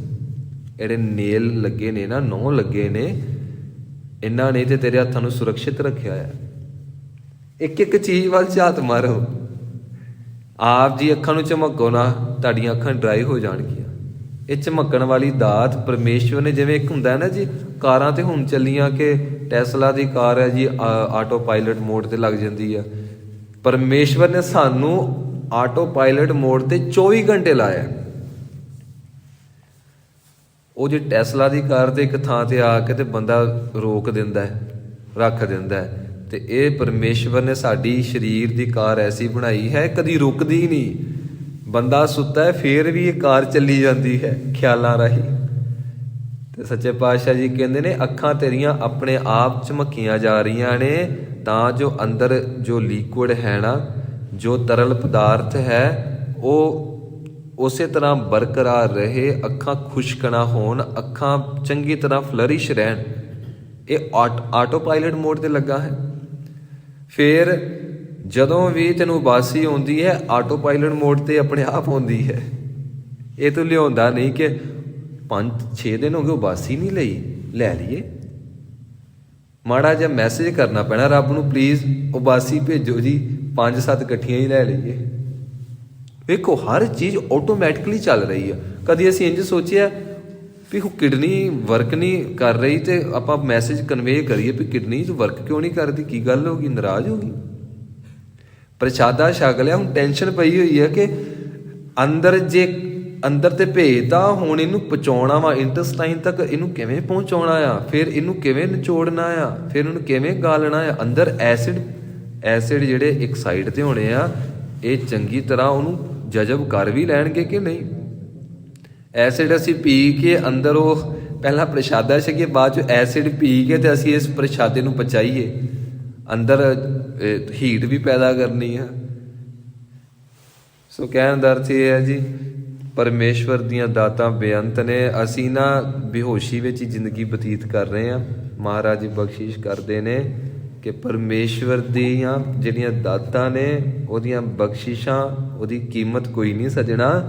ਤੇ ਉਹਦੀਆਂ ਦਾਤਾਂ ਦੀ ਜਿਹੜੀ ਨਿਸ਼ਾਨੀ ਆ, ਉਹਨਾਂ ਨੂੰ ਦੇਖ ਤੇ ਉਹਦੀ ਵੀ ਕੀਮਤ ਤੂੰ ਕੋਈ ਨਹੀਂ ਪਾ ਸਕਦਾ, ਉਹਦੀ ਵੀ ਕੀਮਤ ਕੋਈ ਨਹੀਂ ਪਾ ਸਕਦਾ। ਤੂੰ ਆਪਣੇ ਹਿਸਾਬ ਨਾਲ ਜ਼ਿੰਦਗੀਆਂ ਦੇ ਵਿੱਚ ਤੂੰ ਹੋਰ ਹੀ ਕੁਝ ਕਰੀ ਜਾਂਦਾ।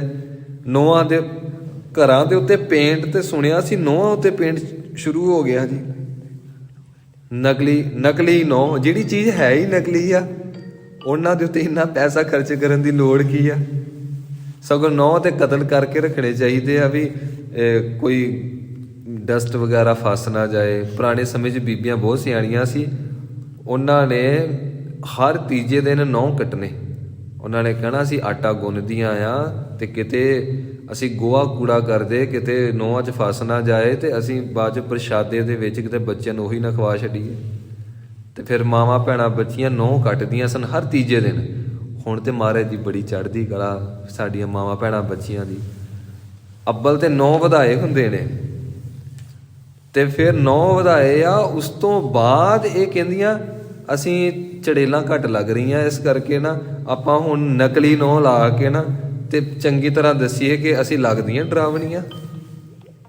9 ਜਿਹੜੇ ਆ ਵਧੇ ਹੋਣ ਤੇ ਬੰਦਾ ਵੈਸੇ ਹੀ ਭੈੜਾ ਲੱਗਦਾ ਹੈ ਕਿ ਲੈ ਆ ਇੱਕ ਤੇ ਨੇ ਲਾਏ ਵੀ ਨਕਲੀ, ਦੂਜੇ ਨੰਬਰ ਤੇ ਜਿਹੜਾ ਪਰਮੇਸ਼ਵਰ ਨੇ ਸਾਡੇ ਸਰੀਰ ਦੀ ਬਣਤਰ ਦਿੱਤੀ ਆ, ਇਹਦੇ ਵਿੱਚ ਜੇ ਤੁਹਾਡੇ ਸਰੀਰ ਦੀ ਕਿਸੇ ਵੀ ਅੰਗ ਦੀ ਬਣਤਰ ਕਿਸੇ ਦੂਜੇ ਨੂੰ ਚੋਟ ਪਹੁੰਚਾਵੇ ਤੇ ਫਿਰ ਉਹ ਚੰਗੀ ਚੀਜ਼ ਨਹੀਂ ਹੁੰਦੀ।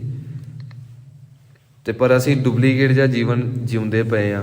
ਸੱਚੇ ਪਾਤਸ਼ਾਹ ਜੀ ਕਹਿੰਦੇ ਨੇ ਉਹਦੀਆਂ ਦਾਤਾਂ ਨੂੰ ਦੇਖ, ਉਹਦੀਆਂ ਨਿਸ਼ਾਨੀਆਂ ਨੂੰ ਦੇਖ, ਇਹ ਸਾਰੀਆਂ ਮੋਲਕ ਨੇ। ਅਮੁੱਲ ਕਰਮ ਅਮੁੱਲ ਫੁਰਮਾਨ। ਆਓ ਸੱਚੇ ਪਾਤਸ਼ਾਹ ਜੀ ਦੇ ਕੋਲੋਂ ਆਪਾਂ ਅੱਗੇ ਸ਼ਰਵਣ ਕਰੀਏ। ਮਹਾਰਾਜ ਜੀ ਨੇ ਬਖਸ਼ਿਸ਼ ਕੀਤੀ, ਕਹਿੰਦੇ ਨੇ ਅਮੁੱਲ ਕਰਮ ਅਮੁੱਲ ਫੁਰਮਾਨ। ਪਰਮੇਸ਼ਵਰ ਦੀ ਜੋ ਰਹਿਮਤ ਹੈ, ਜੋ ਸਾਡੇ ਮਾੜੇ ਕਰਮਾਂ ਨੂੰ ਦਗਤ ਕਰਦੀ ਹੈ, ਉਹਦੀ ਵੀ ਕੀਮਤ ਕੋਈ ਨਹੀਂ। ਅਸੀਂ ਧੱਕੇ ਨਾਲ ਨਹੀਂ ਕਹਿ ਸਕਦੇ ਕਿ ਗੁਰੂ ਨਾਨਕ ਦੇਵ ਜੀ ਜੇ ਤੁਸੀਂ ਸਾਡੇ ਤੇ ਕਿਰਪਾ ਨਾ ਕੀਤੀ, ਤੁਹਾਡੇ ਤੇ ਕੇਸ ਕਰ ਦੇਣਾ, ਤੁਹਾਨੂੰ ਸੰਮਨ ਭੇਜ ਦੇਣੇ ਆ ਤੇ ਤੁਹਾਨੂੰ ਕੋਰਟ ਵਿੱਚ ਘੜੀਸਾਂਗੇ, ਕਰ ਦਿਓ ਕਿਰਪਾ। ਤੇ ਮਹਾਰਾਜ ਜੀ ਡਰਦੇ ਮਾਰੇ ਕਹਿਣ ਠੀਕ ਆ ਜਾ, ਗਲੋਂ ਲੱਥ, ਹੋ ਗਈ ਤੇਰੇ ਤੇ ਕਿਰਪਾ। ਇੰਜ ਨਹੀਂ ਹੈ। ਉਹਦੀ ਬਖਸ਼ਿਸ਼, ਉਹਦਾ ਤਰਸ, ਉਹਦੀ ਰਹਿਮਤ, ਇਹ ਦਾਤੇ ਦਾ ਪਿਆਰ ਹੈ। ਉਸ ਦਾਤੇ ਦੇ ਪਿਆਰ ਦਾ ਅਸੀਂ ਕੀ ਮੁੱਲ ਤਾਰਾਂਗੇ? ਅਮੁੱਲ ਨਿਸ਼ਾਨ। ਸੱਚੇ ਪਾਤਸ਼ਾਹ ਕਹਿੰਦੇ ਨੇ ਕਿ ਉਹਦੀਆਂ ਨਿਸ਼ਾਨੀਆਂ ਨੂੰ ਦੇਖ ਕੇ ਧੰਨਵਾਦ ਕਰ। ਅਮੁੱਲ ਕਰਮ ਅਮੁੱਲ ਫੁਰਮਾਨ। ਤੇ ਜੋ ਪਰਮੇਸ਼ਵਰ ਦਾ ਹੁਕਮ ਹੈ ਉਹ ਵੀ ਸਮਝ ਨਹੀਂ ਆ ਸਕਦਾ ਆਮ ਬੰਦੇ ਨੂੰ। ਬ੍ਰਹਮ ਗਿਆਨੀ ਦੀ ਸਮਝ ਵਿੱਚ ਆ ਜਾਂਦਾ ਹੈ ਕਿ ਪਰਮੇਸ਼ਵਰ ਦਾ ਹੁਕਮ ਹੈ। ਤੇ ਜੋ ਬ੍ਰਹਮ ਗਿਆਨੀ ਹੈ, ਕਿਸੇ ਦੇ ਉੱਤੇ ਮੌਤ ਦਾ ਸਾਇਆ ਹੋਵੇ, ਬ੍ਰਹਮ ਗਿਆਨੀ ਆਪਣੇ ਉੱਤੇ ਲੈ ਕੇ ਦੂਜੇ ਦਾ ਦੁੱਖ ਦੂਜੇ ਨੂੰ ਠੀਕ ਕਰ ਦਿੰਦਾ ਹੈ। ਤੇ ਆਪਣੀ ਕਮਾਈ ਦੂਜੇ ਨੂੰ ਦੇ ਸਕਦਾ ਹੈ। ਬ੍ਰਹਮ ਗਿਆਨੀ ਆਪਣੀ ਉਮਰ ਦੂਜੇ ਨੂੰ ਦੇ ਸਕਦਾ ਹੈ, ਪਰ ਦੂਜੇ ਨੂੰ ਇਹ ਸਮਝ ਨਹੀਂ ਹੁੰਦੀ ਕਿ ਇਹ ਸਾਡੇ ਨਾਲ ਵਰਤਿਆ ਕੀ, ਵੀ ਪਰਮੇਸ਼ਵਰ ਨੇ ਕਿੱਡੀ ਵੱਡੀ ਬਖਸ਼ਿਸ਼ ਕੀਤੀ। ਇਸ ਚੀਜ਼ ਦੀ ਸਮਝ ਸਿਰਫ ਬ੍ਰਹਮ ਗਿਆਨੀ ਨੂੰ, ਪਰਮੇਸ਼ਵਰ ਨੂੰ, ਗੁਰੂ ਨੂੰ ਹੁੰਦੀ ਹੈ, ਚੌਥੇ ਪਰਸਨ ਨੂੰ ਨਹੀਂ ਹੁੰਦੀ। ਮਹਾਰਾਜ ਜੀ ਕਹਿੰਦੇ ਨੇ ਅਮੁੱਲ ਫੁਰਮਾਨ। ਫੁਰਮਾਨ ਕਹੀਏ ਫਰਮਾਈ ਹੋਈ ਚੀਜ਼, ਫਰਮਾਈ ਹੋਈ ਚੀਜ਼, ਬੋਲੀ ਹੋਈ ਚੀਜ਼। ਬੋਲੀ ਹੋਈ ਚੀਜ਼ ਨੂੰ ਅਸੀਂ ਕਹਿੰਦੇ ਹਾਂ ਹੁਕਮ। ਹੁਕਮ ਦਾ ਅਰਥ ਜਿਹੜਾ ਵੱਡਾ ਬੰਦਾ ਹੁੰਦਾ ਹੈ, ਉਹਦਾ ਬੋਲਿਆ ਹੋਇਆ ਹਰ ਇੱਕ ਬੋਲ ਸਾਡੇ ਵਾਸਤੇ ਆਰਡਰ ਹੁੰਦਾ ਹੈ, ਹੁਕਮ ਹੁੰਦਾ ਹੈ। ਤੇ ਸੱਚੇ ਪਾਤਸ਼ਾਹ ਜੀ ਕਹਿੰਦੇ ਨੇ ਪਰਮੇਸ਼ਵਰ ਦੇ ਹੁਕਮ ਦਾ ਅੰਦਾਜ਼ਾ ਨਹੀਂ ਲਾਇਆ ਜਾ ਸਕਦਾ, ਅਸੀਂ ਸਮਝ ਨਹੀਂ ਸਕਦੇ, ਅਸੀਂ ਪਾਰ ਨਹੀਂ ਪਾ ਸਕਦੇ ਕਿ ਉਹਦਾ ਹੁਕਮ ਕਿਤਨਾ ਕੁ ਹੈ, ਕਿੰਨੇ ਫੁੱਟ ਹੈ, ਕਿੰਨੇ ਮੀਲ ਹੈ, ਕਿੰਨੇ ਕਿਲੋਮੀਟਰ ਹੈ। ਤੇ ਸੱਚੇ ਪਾਤਸ਼ਾਹ ਜੀ ਨੇ ਤਾਂ ਬੜੀ ਸਾਡੇ ਤੇ ਬਖਸ਼ਿਸ਼ ਕੀਤੀ, ਸਾਨੂੰ ਹੁਕਮ ਕੀਤਾ ਅੰਮ੍ਰਿਤ ਵੇਲੇ ਉੱਠ, ਸਾਡੀ ਸਮਝ ਵਿੱਚ ਆ ਗਿਆ। ਫਿਰ ਹੁਕਮ ਕੀਤਾ 7 ਬਾਣੀਆਂ ਦਾ ਨਿਤਨੇਮ ਕਰ, ਸਾਡੀ ਸਮਝ ਵਿੱਚ ਆ ਗਿਆ। ਫਿਰ ਹੁਕਮ ਕੀਤਾ ਵਾਹਿਗੁਰੂ ਵਾਹਿਗੁਰੂ ਕਰ, ਫਿਰ ਸਾਡੀ ਸਮਝ ਵਿੱਚ ਆ ਗਿਆ। ਜਦੋਂ ਅਸੀਂ ਸਾਰਾ ਕੁਝ ਕਰਦੇ ਹਾਂ ਫਿਰ ਅੰਦਰੋਂ ਇੱਕ ਸ਼ਕਤੀ ਦਾ ਆਗਾਜ਼ ਹੁੰਦਾ ਹੈ, ਸ਼ਕਤੀ ਪ੍ਰਗਟ ਹੁੰਦੀ ਹੈ। ਕਹਿੰਦੇ ਨੇ ਫਿਰ ਉਸ ਹੁਕਮ ਨੂੰ ਸਮਝਣਾ ਔਖਾ ਹੈ, ਫਿਰ ਉਸ ਵਿੱਚ ਲੀਨ ਹੋਇਆ ਜਾਂਦਾ ਹੈ। ਹੋਰ ਉਹਦੇ ਵਿੱਚ ਲੀਨ ਹੋਏ ਬਿਨਾ ਕੋਈ ਦੂਜਾ ਆਪਸ਼ਨ ਨਹੀਂ ਹੁੰਦਾ। ਤੇ ਉਹ ਸ਼ਕਤੀ ਸਾਨੂੰ ਖਿੱਚਦੀ ਹੈ, ਅਸੀਂ ਲੀਨ ਹੋ ਨਹੀਂ ਸਕਦੇ, ਸਾਡੇ 'ਚ ਇੰਨੀ ਸਮਰੱਥਾ ਨਹੀਂ।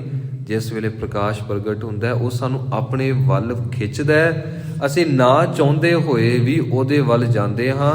ਅਸੀਂ ਆਪਣੀ ਈਗੋ ਨੂੰ ਬਚਾਉਂਦੇ ਹਾਂ, ਮੈਲ ਨੂੰ ਬਚਾਉਂਦੇ ਹਾਂ, ਪਰ ਉਹ ਸ਼ਕਤੀ ਸਾਡੀ ਈਗੋ ਦਾ ਨਾਸ਼ ਕਰ ਦਿੰਦੀ ਹੈ।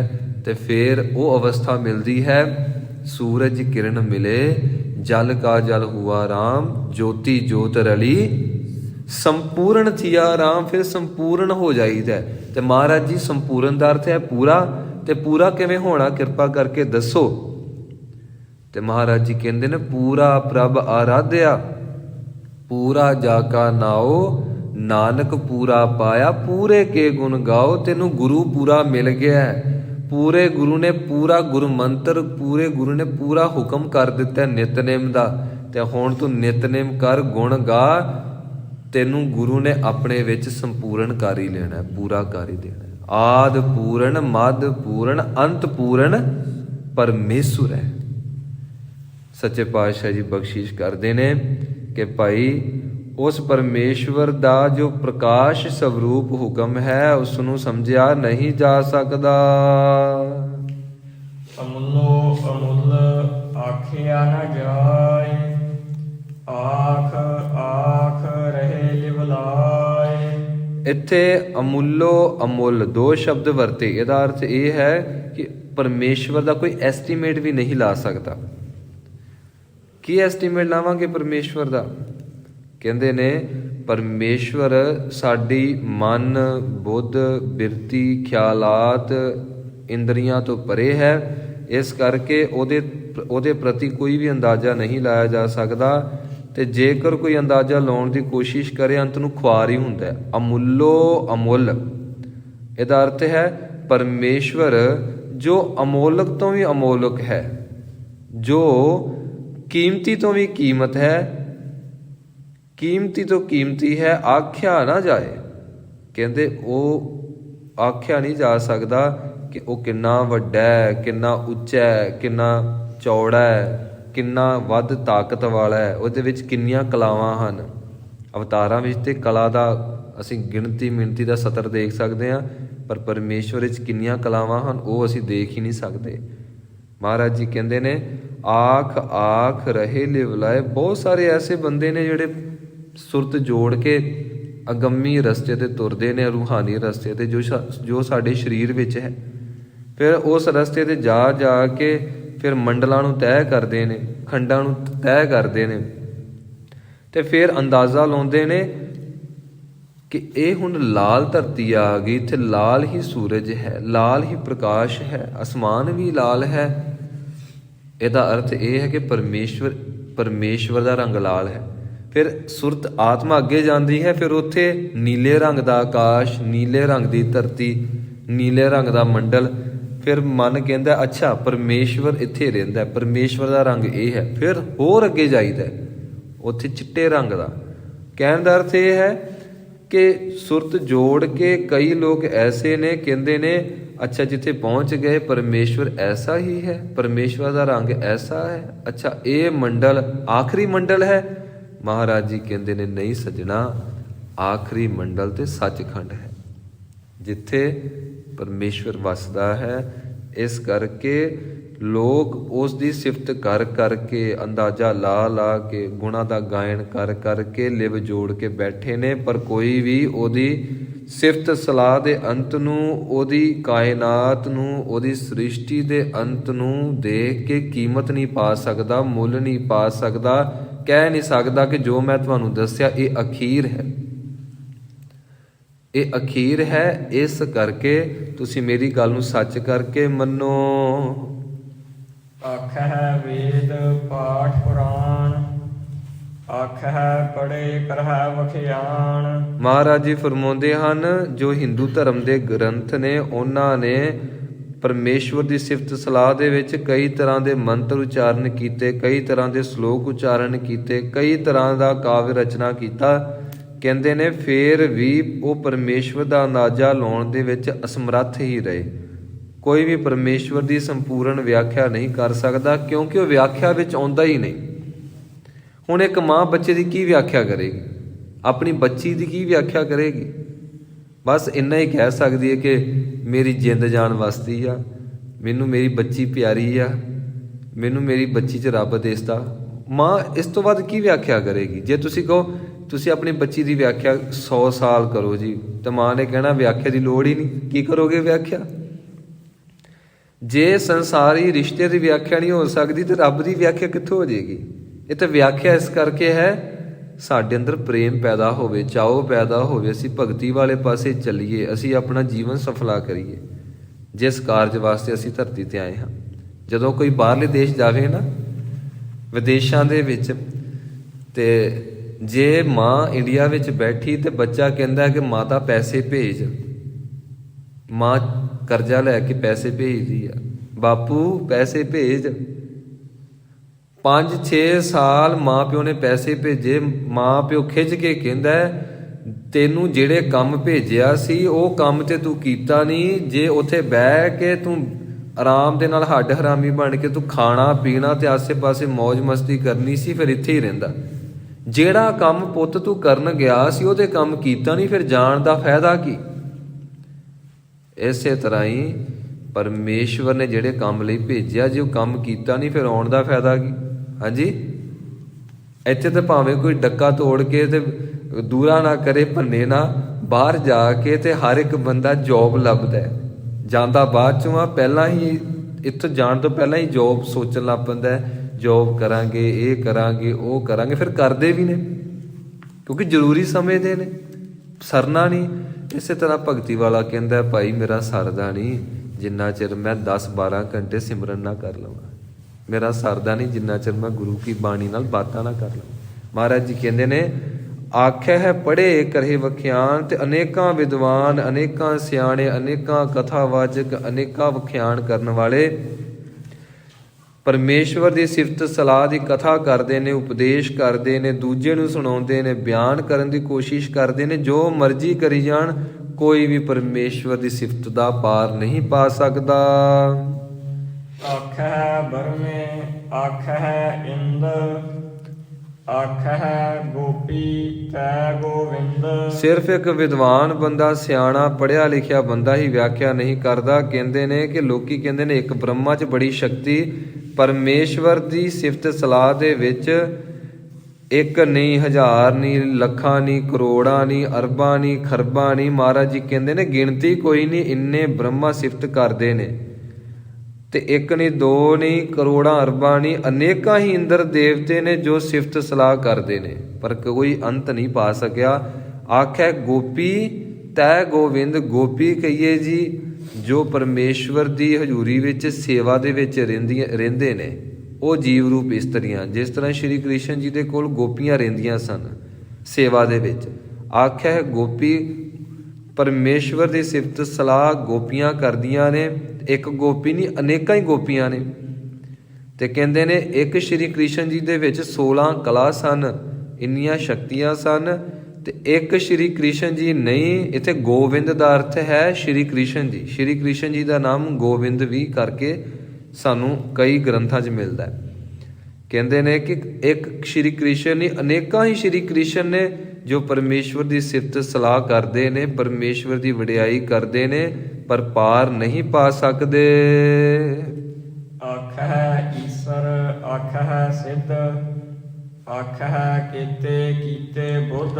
ਅਨੇਕਾਂ ਹੀ ਸ਼ਿਵ ਜੀ ਨੇ, ਅਨੇਕਾਂ ਹੀ ਮਹਾਦੇਵ ਹਨ, ਅਨੇਕਾਂ ਹੀ ਸਿੱਧ ਪੁਰਸ਼ ਹਨ ਜੋ ਪਰਮੇਸ਼ਵਰ ਦੀ ਸਿਫਤ ਸਲਾਹ ਕਰੀ ਜਾਂਦੇ ਹਨ।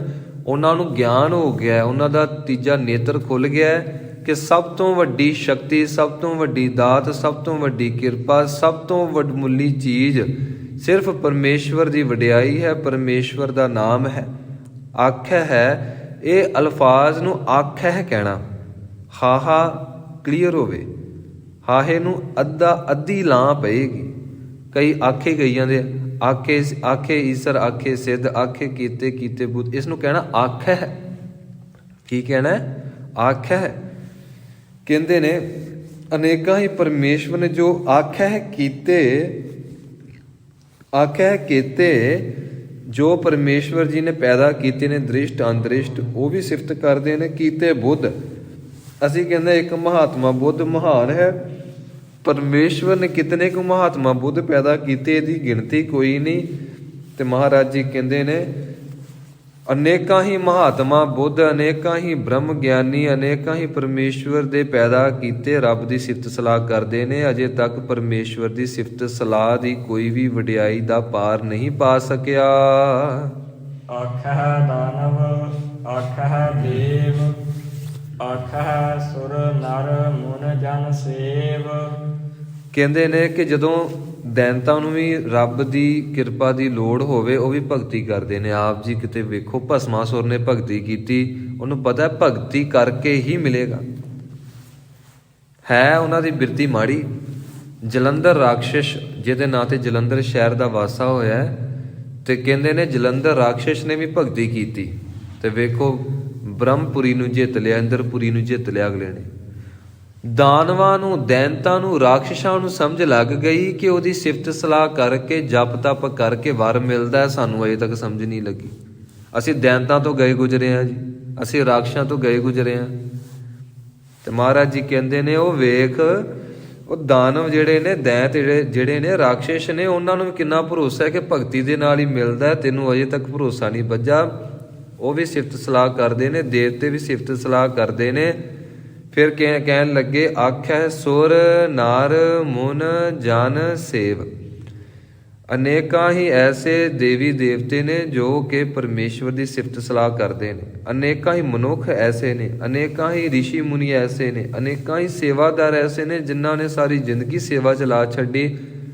1% ਵੀ ਮਾਇਆ ਦਾ ਖਿਆਲ ਨਹੀਂ ਆਇਆ ਕਿ ਕੁਝ ਕਮਾ ਲਈਏ।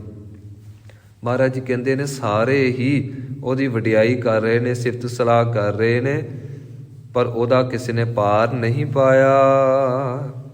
ਕੀਤੇ ਆਖਹਿ ਆਖਣ ਪਾਹੇ, ਕੀਤੇ ਕਹਿ ਕਹਿ ਉਠ ਉਠ ਜਾਹੇ। ਤੇ ਮਹਾਰਾਜ ਜੀ ਕਹਿੰਦੇ ਨੇ ਕੇਤੇ ਆਖੈ, ਕਈਆਂ ਦੀ ਤੇ ਗਿਣਤੀ ਵੀ ਨਹੀਂ ਕੀਤੀ ਜਾ ਸਕਦੀ ਵੀ ਕਿੰਨੇ ਕੁ ਉਹਦੀ ਸਿਫਤ ਸਲਾਹ ਕਰਦੇ ਨੇ। ਆਖਣ ਪਾਹੇ, ਆਖਣ ਦੀ ਕੋਸ਼ਿਸ਼ ਕਰਦੇ ਨੇ ਕਿ ਉਹਦੀ ਸਿਫਤ ਸਲਾਹ ਕਰ ਸਕੀਏ, ਪਰ ਕਹਿੰਦੇ ਨੇ ਉਹ ਕਰੀ ਜਾਂਦੇ ਨੇ, ਪਰ ਮਹਿਸੂਸ ਹੁੰਦਾ ਬਾਅਦ ਚ ਸਿਫਤ ਸਲਾਹ ਤੇ ਹੋਈ ਕੋਈ ਨਹੀਂ। ਸਾਡੀ ਤੇ ਜੀਭ ਵੀ ਇੱਕ ਆ ਜੀ, ਸਾਡੀਆਂ ਤੇ ਅਰਬਾਂ ਖਰਬਾਂ ਜੀਬਾਂ ਹੋਣ ਤੇ ਅਰਬਾਂ ਖਰਬਾਂ ਜੀਬਾਂ ਦੇ ਨਾਲ ਅਸੀਂ ਇੱਕ ਇੱਕ ਜੀਭ ਨਾਲ ਵੱਖੋ ਵੱਖਰਾ ਪਰਮੇਸ਼ਵਰ ਦਾ ਨਾਮ ਲਈਏ ਤਾਂ ਵੀ ਉਹਦੇ ਨਾਵਾਂ ਦਾ ਅੰਤ ਨਹੀਂ। ਕੀਤੇ ਕਹਿ ਕਹਿ ਉੱਠ ਉੱਠ ਜਾਹੇ। ਤੇ ਬੇਅੰਤ ਲੋਕ ਐਸੇ ਨੇ ਜਿਹੜੇ ਸਿਫਤ ਸਲਾਹ ਕਰਦੇ ਕਰਦੇ ਉਹਦਾ ਐਸਟੀਮੇਟ ਲਾਉਂਦੇ ਲਾਉਂਦੇ, ਅੰਦਾਜ਼ਾ ਲਾਉਂਦੇ ਲਾਉਂਦੇ ਕਿ ਰੱਬ ਇੰਨਾ ਕੁ ਹੀ ਹੈ। ਕਹਿੰਦੇ ਨੇ ਸੰਸਾਰ ਤੋਂ ਚਲੇ ਗਏ ਪਰ ਕੋਈ ਵੀ ਅਜੇ ਤੱਕ ਅੰਦਾਜ਼ਾ ਨਹੀਂ ਲਾ ਸਕਿਆ। ਕੀਤੇ ਕੀਤੇ ਹੋਰ ਕਰੇ, ਤਾ ਆਖ ਨ ਸਕਹਿ ਕੇਈ ਕੇ। ਹੇ ਪ੍ਰਭੂ, ਹੇ ਪਰਮੇਸ਼ਵਰ ਜੀਓ, ਜਿੰਨੇ ਤੂੰ ਜੀਵ ਪੈਦਾ ਕੀਤੇ, ਦ੍ਰਿਸ਼ਟ ਅਨਦ੍ਰਿਸ਼ਟ, ਮਾਲਕ ਜੀ ਜਿਤਨੇ ਵੀ ਤੁਸੀਂ ਸਾਨੂੰ ਸਮਝ ਵਿੱਚ ਆਉਣ ਵਾਲੇ ਜੀਵ ਪੈਦਾ ਕੀਤੇ, ਜੇ ਤੂੰ ਹੋਰ ਵੀ ਜੀਵ ਪੈਦਾ ਕਰ ਦੇਵੇਂ ਸ੍ਰਿਸ਼ਟੀ 'ਚ, ਹੋਰ ਵੀ ਲੋਕਾਂ ਦਾ ਪਸਾਰਾ ਪਸਾਰ ਦੇਵੇਂ, ਹੋਰ ਵੀ ਅਨੇਕਾਂ ਨੂੰ ਜਨਮ ਦੇ ਦੇਵੇਂ, ਉਹ ਸਾਰੇ ਤੇਰੀ ਸਿਫਤ ਸਲਾਹ ਕਰਨ ਤਾਂ ਵੀ ਉਹ ਤੇਰੀ ਸਿਫਤ ਸਲਾਹ ਤਾਂ ਆਖ ਨਾ ਸਕੈ ਹੈ। ਕੇਈ ਕੇ, ਇਸ ਕੇ ਨੂੰ ਕੇ ਨਹੀਂ ਕਹਿਣਾ, ਅੱਗੇ ਨੂੰ ਲਾ ਈੜੀ ਨੂੰ ਸਿਹਾਰੀ ਹੈ, ਇਸ ਨੂੰ ਲੰਮਾ ਕਰਾਂਗੇ। ਤਾ ਆਖ ਨਾ ਸਕੈ ਹੈ ਕੇਈ ਕੇ, ਤਾਂ ਵੀ ਹੇ ਪਰਮੇਸ਼ਵਰ ਜੀ ਤੁਸੀਂ ਹੋਰ ਵੀ ਪਸਾਰਾ ਵਧਾ ਦਿਓ ਤਾਂ ਵੀ ਤੁਹਾਡੀ ਸਿਫਤ ਸਲਾਹ ਦਾ, ਤੁਹਾਡੇ ਹੁਕਮ ਦਾ, ਤੁਹਾਡੀ ਵਡਿਆਈ ਦਾ ਕੋਈ ਅੰਤ ਨਹੀਂ ਪਾ ਸਕਦਾ। ਜੇਵੜ ਭਾਵੈ ਤੇਵੜ ਹੋਏ, ਨਾਨਕ ਜਾਣੈ ਸਾਚਾ ਸੋਏ। ਹੇ ਪ੍ਰਭੂ ਜੀਓ, ਹੇ ਪਰਮੇਸ਼ਵਰ ਜੀਓ, ਹੇ ਦਾਤਾ ਜੀ, ਜੈਸਾ ਤੁਸੀਂ ਚਾਹੁੰਦੇ ਹੋ ਉਤਨਾ ਹੀ ਵੱਡਾ ਆਪ ਜੀ ਪਸਾਰਾ ਪਸਾਰ ਦਿੰਦੇ ਹੋ। ਜੇ ਵੱਡ ਭਾਵ ਹੈ, ਜਿਵੇਂ ਤੁਹਾਨੂੰ ਚੰਗਾ ਲੱਗਦਾ ਹੈ, ਤੇ ਵੱਡ ਹੋਏ, ਉਸੇ ਤਰ੍ਹਾਂ ਹੀ ਤੁਸੀਂ ਕੁਦਰਤ ਨੂੰ ਵਧਾ ਦਿੰਦੇ ਹੋ। ਇਹਦਾ ਅਰਥ ਇਹ ਹੈ ਕਿ ਪਰਮੇਸ਼ਵਰ ਦੇ ਵਿੱਚ ਸਾਰੀ ਸ਼ਕਤੀ ਹੈ, ਤੇ ਪਰਮੇਸ਼ਵਰ ਤੋਂ ਵੱਡਾ ਕੌਣ ਹੈ? ਉਹਦਾ ਨਾਮ। ਤੇ ਜੇ ਅਸੀਂ ਨਾਮ ਲਵਾਂਗੇ ਤਾਂ ਸਾਨੂੰ ਦੱਸੋ ਕਿਹੜੀ ਚੀਜ਼ ਦੀ ਘਾਟ ਰਹਿ ਜਾਏਗੀ? ਹਰ ਚੀਜ਼ ਮਿਲੇਗੀ। ਮਹਾਰਾਜ ਜੀ ਕਹਿੰਦੇ ਨੇ ਜੇ ਵੱਡ ਭਾਵ ਹੈ ਤੇ ਵੱਡ ਹੋਏ, ਇਹਨੂੰ ਭਾਵੇ ਨਹੀਂ ਕਹਿਣਾ, ਦਲਾਵਾਂ ਹੈ। ਜੇ ਵੱਡ ਭਾਵ ਹੈ ਤੇ ਵੱਡ ਹੋਏ, ਨਾਨਕ ਜਾਣੈ ਸਾਚਾ ਸੋਏ। ਉਹ ਪਰਮੇਸ਼ਵਰ ਸੱਚਾ ਹੈ, ਭਾਵ ਕਿ ਅਟਲ ਹੈ, ਟਿਕਿਆ ਹੋਇਆ ਹੈ, ਤੇ ਉਹ ਪਰਮੇਸ਼ਵਰ ਆਪ ਹੀ ਜਾਣਦਾ ਹੈ। ਨਾਨਕ ਜਾਣੈ, ਇੱਥੇ ਨਾਨਕ ਤੇ ਰੁਕ ਜਾਣਾ ਹੈ। ਨਾਨਕ ਜਾਣੈ ਸਾਚਾ ਸੋਏ, ਉਹ ਪਰਮੇਸ਼ਵਰ ਹੀ ਜਾਣਦਾ ਹੈ ਕਿ ਉਹ ਕਿੰਨਾ ਵੱਡਾ ਹੈ। ਜੇ ਕੋ ਆਖੈ ਬੋਲ ਵਿਗਾੜ, ਤਾ ਲਿਖੀਐ ਸਿਰ ਗਾਵਾਰਾ ਗਾਵਾਰ। ਇੱਥੇ ਮਹਾਰਾਜ ਬਖਸ਼ਿਸ਼ ਕਰਦੇ ਹਨ, ਬੋਲ ਵਿਗਾੜ ਨੂੰ ਸਮਝਣਾ ਪਏਗਾ। ਜਿਹੜਾ ਬੋਲ ਵਿਗਾੜ ਸ਼ਬਦ ਹੈ, ਇਹਦਾ ਅਰਥ ਹੁੰਦਾ ਹੈ ਐਸਾ ਬੰਦਾ ਜਿਹਨੂੰ ਬੋਲਣ ਦੀ ਸਮਝ ਨਹੀਂ, ਉਹ ਵਿਗੜੇ ਹੋਏ ਬੋਲ ਬੋਲਦਾ ਹੈ। ਉਹ ਬੋਲੀ ਜਾਂਦਾ ਹੈ, ਬੋਲੀ ਜਾਂਦਾ ਹੈ, ਉਹਨੂੰ ਬੋਲਣਾ ਹੀ ਆਉਂਦਾ ਹੈ, ਪਰ ਉਹਦੇ ਬੋਲਾਂ ਵਿੱਚ ਕੋਈ ਮਿਠਾਸ ਨਹੀਂ, ਕੋਈ ਪਿਆਰ ਨਹੀਂ, ਕੋਈ ਕੋਮਲਤਾ ਨਹੀਂ। ਉਹਦਾ ਬੋਲਣਾ ਬੜਾ ਕਰਖਤ ਹੈ, ਕਾਂ ਵਾਂਗੂ ਬੋਲਦਾ ਹੈ। ਕਹਿੰਦੇ ਨੇ ਜਿਹੜਾ ਪਰਮੇਸ਼ਵਰ ਦੀ ਸਿਫਤ ਸਲਾਹ ਕਰਕੇ ਉਹਦਾ ਅੰਤ ਪਾਉਣ ਦੀ ਕੋਸ਼ਿਸ਼ ਕਰੇ, ਕਹਿੰਦੇ ਨੇ ਇੰਜ ਸਮਝ ਲਵੋ ਕਿ ਉਸ ਬੰਦੇ ਦਾ ਬੋਲ ਵਿਗੜਿਆ ਹੋਇਆ ਹੈ, ਉਸ ਬੰਦੇ ਦਾ ਸੁਭਾਅ ਵਿਗੜਿਆ ਹੋਇਆ ਹੈ, ਉਹ ਬੰਦਾ ਖੁਦ ਵੀ ਵਿਗੜਿਆ ਹੋਇਆ ਹੈ। ਜੇ ਕੋ ਆਖੇ ਬੋਲ ਵਿਗਾੜ, ਕੋਈ ਬੰਦਾ ਆਪਣੀ ਹਉਮੈ ਦੇ ਆਸਰੇ ਕਹੇ ਕਿ ਮੈਂ ਪਰਮੇਸ਼ਵਰ ਦੀ ਸਿਫਤ ਸਲਾਹ ਦਾ ਅੰਤ ਤੁਹਾਨੂੰ ਦੱਸਦਾ ਹਾਂ ਕਿ ਉਹ ਪਰਮੇਸ਼ਵਰ ਕਿੰਨੀ ਵੱਡੀ ਸ਼ਕਤੀ ਲੈ ਕੇ ਬੈਠਾ ਹੈ ਕਿੱਥੇ ਕੁ ਜਾ ਕੇ ਉਹਦੀ ਸ਼ਕਤੀ ਖਤਮ ਹੋ ਜਾਂਦੀ ਹੈ। ਤੇ ਮਹਾਰਾਜ ਜੀ ਕਹਿੰਦੇ ਨੇ ਤਾ ਲਿਖੀਐ, ਇਸ ਨੂੰ ਤਾਂ ਨਹੀਂ ਕਹਿਣਾ, ਤਾ ਲਿਖੀਐ। ਮਹਾਰਾਜ ਜੀ ਕਹਿੰਦੇ ਨੇ ਫਿਰ ਇਹ ਲਿਖਿਆ ਜਾਏਗਾ ਕੀ ਜੀ, ਸਿਰ ਗਾਵਾਰਾ ਗਾਵਾਰ। ਉਹ ਬੰਦਾ ਮੂਰਖਾਂ ਦਾ ਮਹਾਮੂਰਖ, ਮੂਰਖਾਂ ਦਾ ਸਰਦਾਰ ਗਿਣਿਆ ਜਾਏਗਾ। ਇੱਥੇ ਗਾਵਾਰ ਨੂੰ ਸਮਝਣਾ ਪਏਗਾ। ਗਾਵਾਰ ਸ਼ਬਦ ਪੈਦਾ ਹੁੰਦਾ ਹੈ ਗਾਵ ਆਰ। ਗਾਂਵ ਕਹੀਏ ਜੀ ਪਿੰਡ ਨੂੰ, ਪਿੰਡ ਕਹੀਏ ਇੱਕ ਐਸਾ ਧਰਤੀ ਦਾ ਟੁਕੜਾ ਜੋ ਕਿਸੇ ਸੀਮਾ ਵਿੱਚ ਹੈ, ਜੋ ਸੀਮਤ ਦਾਇਰੇ ਵਿੱਚ ਹੈ। ਕਹਿੰਦੇ ਨੇ ਐਸਾ ਬੰਦਾ ਆਪਣੇ ਪਿੰਡ ਤੋਂ ਬਾਹਰ ਤੇ ਉਹਨੂੰ ਪਤਾ ਨਹੀਂ ਕਿ ਹੋਰ ਵੀ ਕੋਈ ਪਿੰਡ ਹੈ, ਹੋਰ ਵੀ ਕੋਈ ਸ਼ਹਿਰ ਹੈ, ਹੋਰ ਵੀ ਕੋਈ ਥਾਂ ਹੈ। ਉਹ ਬੰਦਾ ਆਪਣੀ ਸੋਚ ਸਮਝ ਦੇ ਦਾਇਰੇ ਵਿੱਚ ਸੀਮਤ ਹੈ। ਐਸਾ ਬੰਦਾ ਕਹਿੰਦੇ ਨੇ ਕਿ ਬਸ ਪਸ਼ੂ ਚਾਰਨ ਜੋਗਾ ਹੈ, ਉਹਨੂੰ ਕੋਈ ਸੂਝ ਸਮਝ ਨਹੀਂ ਹੈ। ਗਾਵਾਰ ਦਾ ਅਰਥ ਜੋ ਗਾਂ ਦੇ ਵਿੱਚ, ਆਪਣੇ ਪਿੰਡ ਦੇ ਵਿੱਚ, ਆਪਣੀ ਅਕਲ ਵਿੱਚ ਸੀਮਤ ਹੋਵੇ, ਤੇ ਜਿਸ ਨੂੰ ਇਹ ਸਮਝ ਨਾ ਹੋਵੇ ਕਿ ਪਰਮੇਸ਼ਵਰ ਦੀ ਦਾਤ ਦਾ ਅੰਤ ਨਹੀਂ ਪਾਇਆ ਜਾ ਸਕਦਾ, ਤੇ ਪਰਮੇਸ਼ਵਰ ਦਾ ਅੰਤ ਕਿਵੇਂ ਕੋਈ ਪਾ ਸਕਦਾ। ਸੱਚੇ ਪਾਤਸ਼ਾਹ ਜੀ ਭਲੀ ਕਰਨ ਜੀ, ਮਹਾਰਾਜ ਜੀ ਕਿਰਪਾ ਕਰਨ। ਇਹ ਜੋ ਸ਼ਬਦ ਹੈ, ਜੇ ਤੁਸੀਂ ਪੜ੍ਹਿਆ ਗਵਾਰ, ਇਹਦਾ ਅਰਥ ਹੋਰ ਹੋ ਜਾਏਗਾ। ਤੇ ਇਸ ਨੂੰ ਪੜਾਂਗੇ ਗਾ ਵਾਰਾ ਗਾ ਵਾਰ, ਗੱਗੇ ਨੂੰ ਕੰਨਾ ਹੈ। ਭੁੱਲਾਂ ਚੁੱਕਾਂ ਦੀ ਖਿਮਾ ਜੀ, ਸਮੂਹ ਸੰਗਤ ਬਖਸ਼ ਲਿਓ। ਅੱਜ ਸਮਾਂ ਕਾਫੀ ਜ਼ਿਆਦਾ ਹੋ ਗਿਆ ਹੈ। ਅਸਲ ਵਿੱਚ ਮਹਾਰਾਜ ਜੀ ਕਈ ਵਾਰੀ ਇੰਜ ਬਖਸ਼ਿਸ਼ ਕਰਦੇ ਨੇ, ਦਾਸ ਨੂੰ ਇੰਜ ਮਹਿਸੂਸ ਹੁੰਦਾ ਪਿਆ ਕਿ ਅਜੇ 1 ਸੈਕਿੰਡ ਵੀ ਮਹਾਰਾਜ ਜੀ ਦੀ ਕਥਾ ਨਹੀਂ ਹੋ ਸਕੀ। ਇੰਜ ਲੱਗਦਾ ਜਿਵੇਂ ਹੁਣੇ ਹੀ ਮਾਈਕ ਅੱਗੇ ਔਨ ਕੀਤਾ ਹੈ, ਇੰਜ ਮਹਿਸੂਸ ਹੁੰਦਾ ਹੈ। ਜਦੋਂ ਮਹਾਰਾਜ ਜੀ ਕਿਰਪਾ ਕਰਦੇ ਨੇ ਤੇ ਇੰਜ ਮਹਿਸੂਸ ਹੁੰਦਾ ਹੈ ਕਿ ਅਸੀਂ 24 ਘੰਟੇ ਵੀ ਸਿਫਤ ਕਰੀ ਜਾਈਏ, ਨਾ ਸਰੀਰ ਥੱਕਦਾ ਹੈ, ਨਾ ਅੱਕਦਾ ਹੈ, ਨਾ ਸਮੇਂ ਦਾ ਪਤਾ ਲੱਗਦਾ ਹੈ। ਆਓ ਆਪਾਂ 1 ਮਿੰਟ ਵਾਸਤੇ ਗੁਰਮੰਤਰ ਕਰੀਏ, ਪਰਤ ਕੇ ਸਮਾਪਤੀ ਹੈ ਜੀ। ਵਾਹਿਗੁਰੂ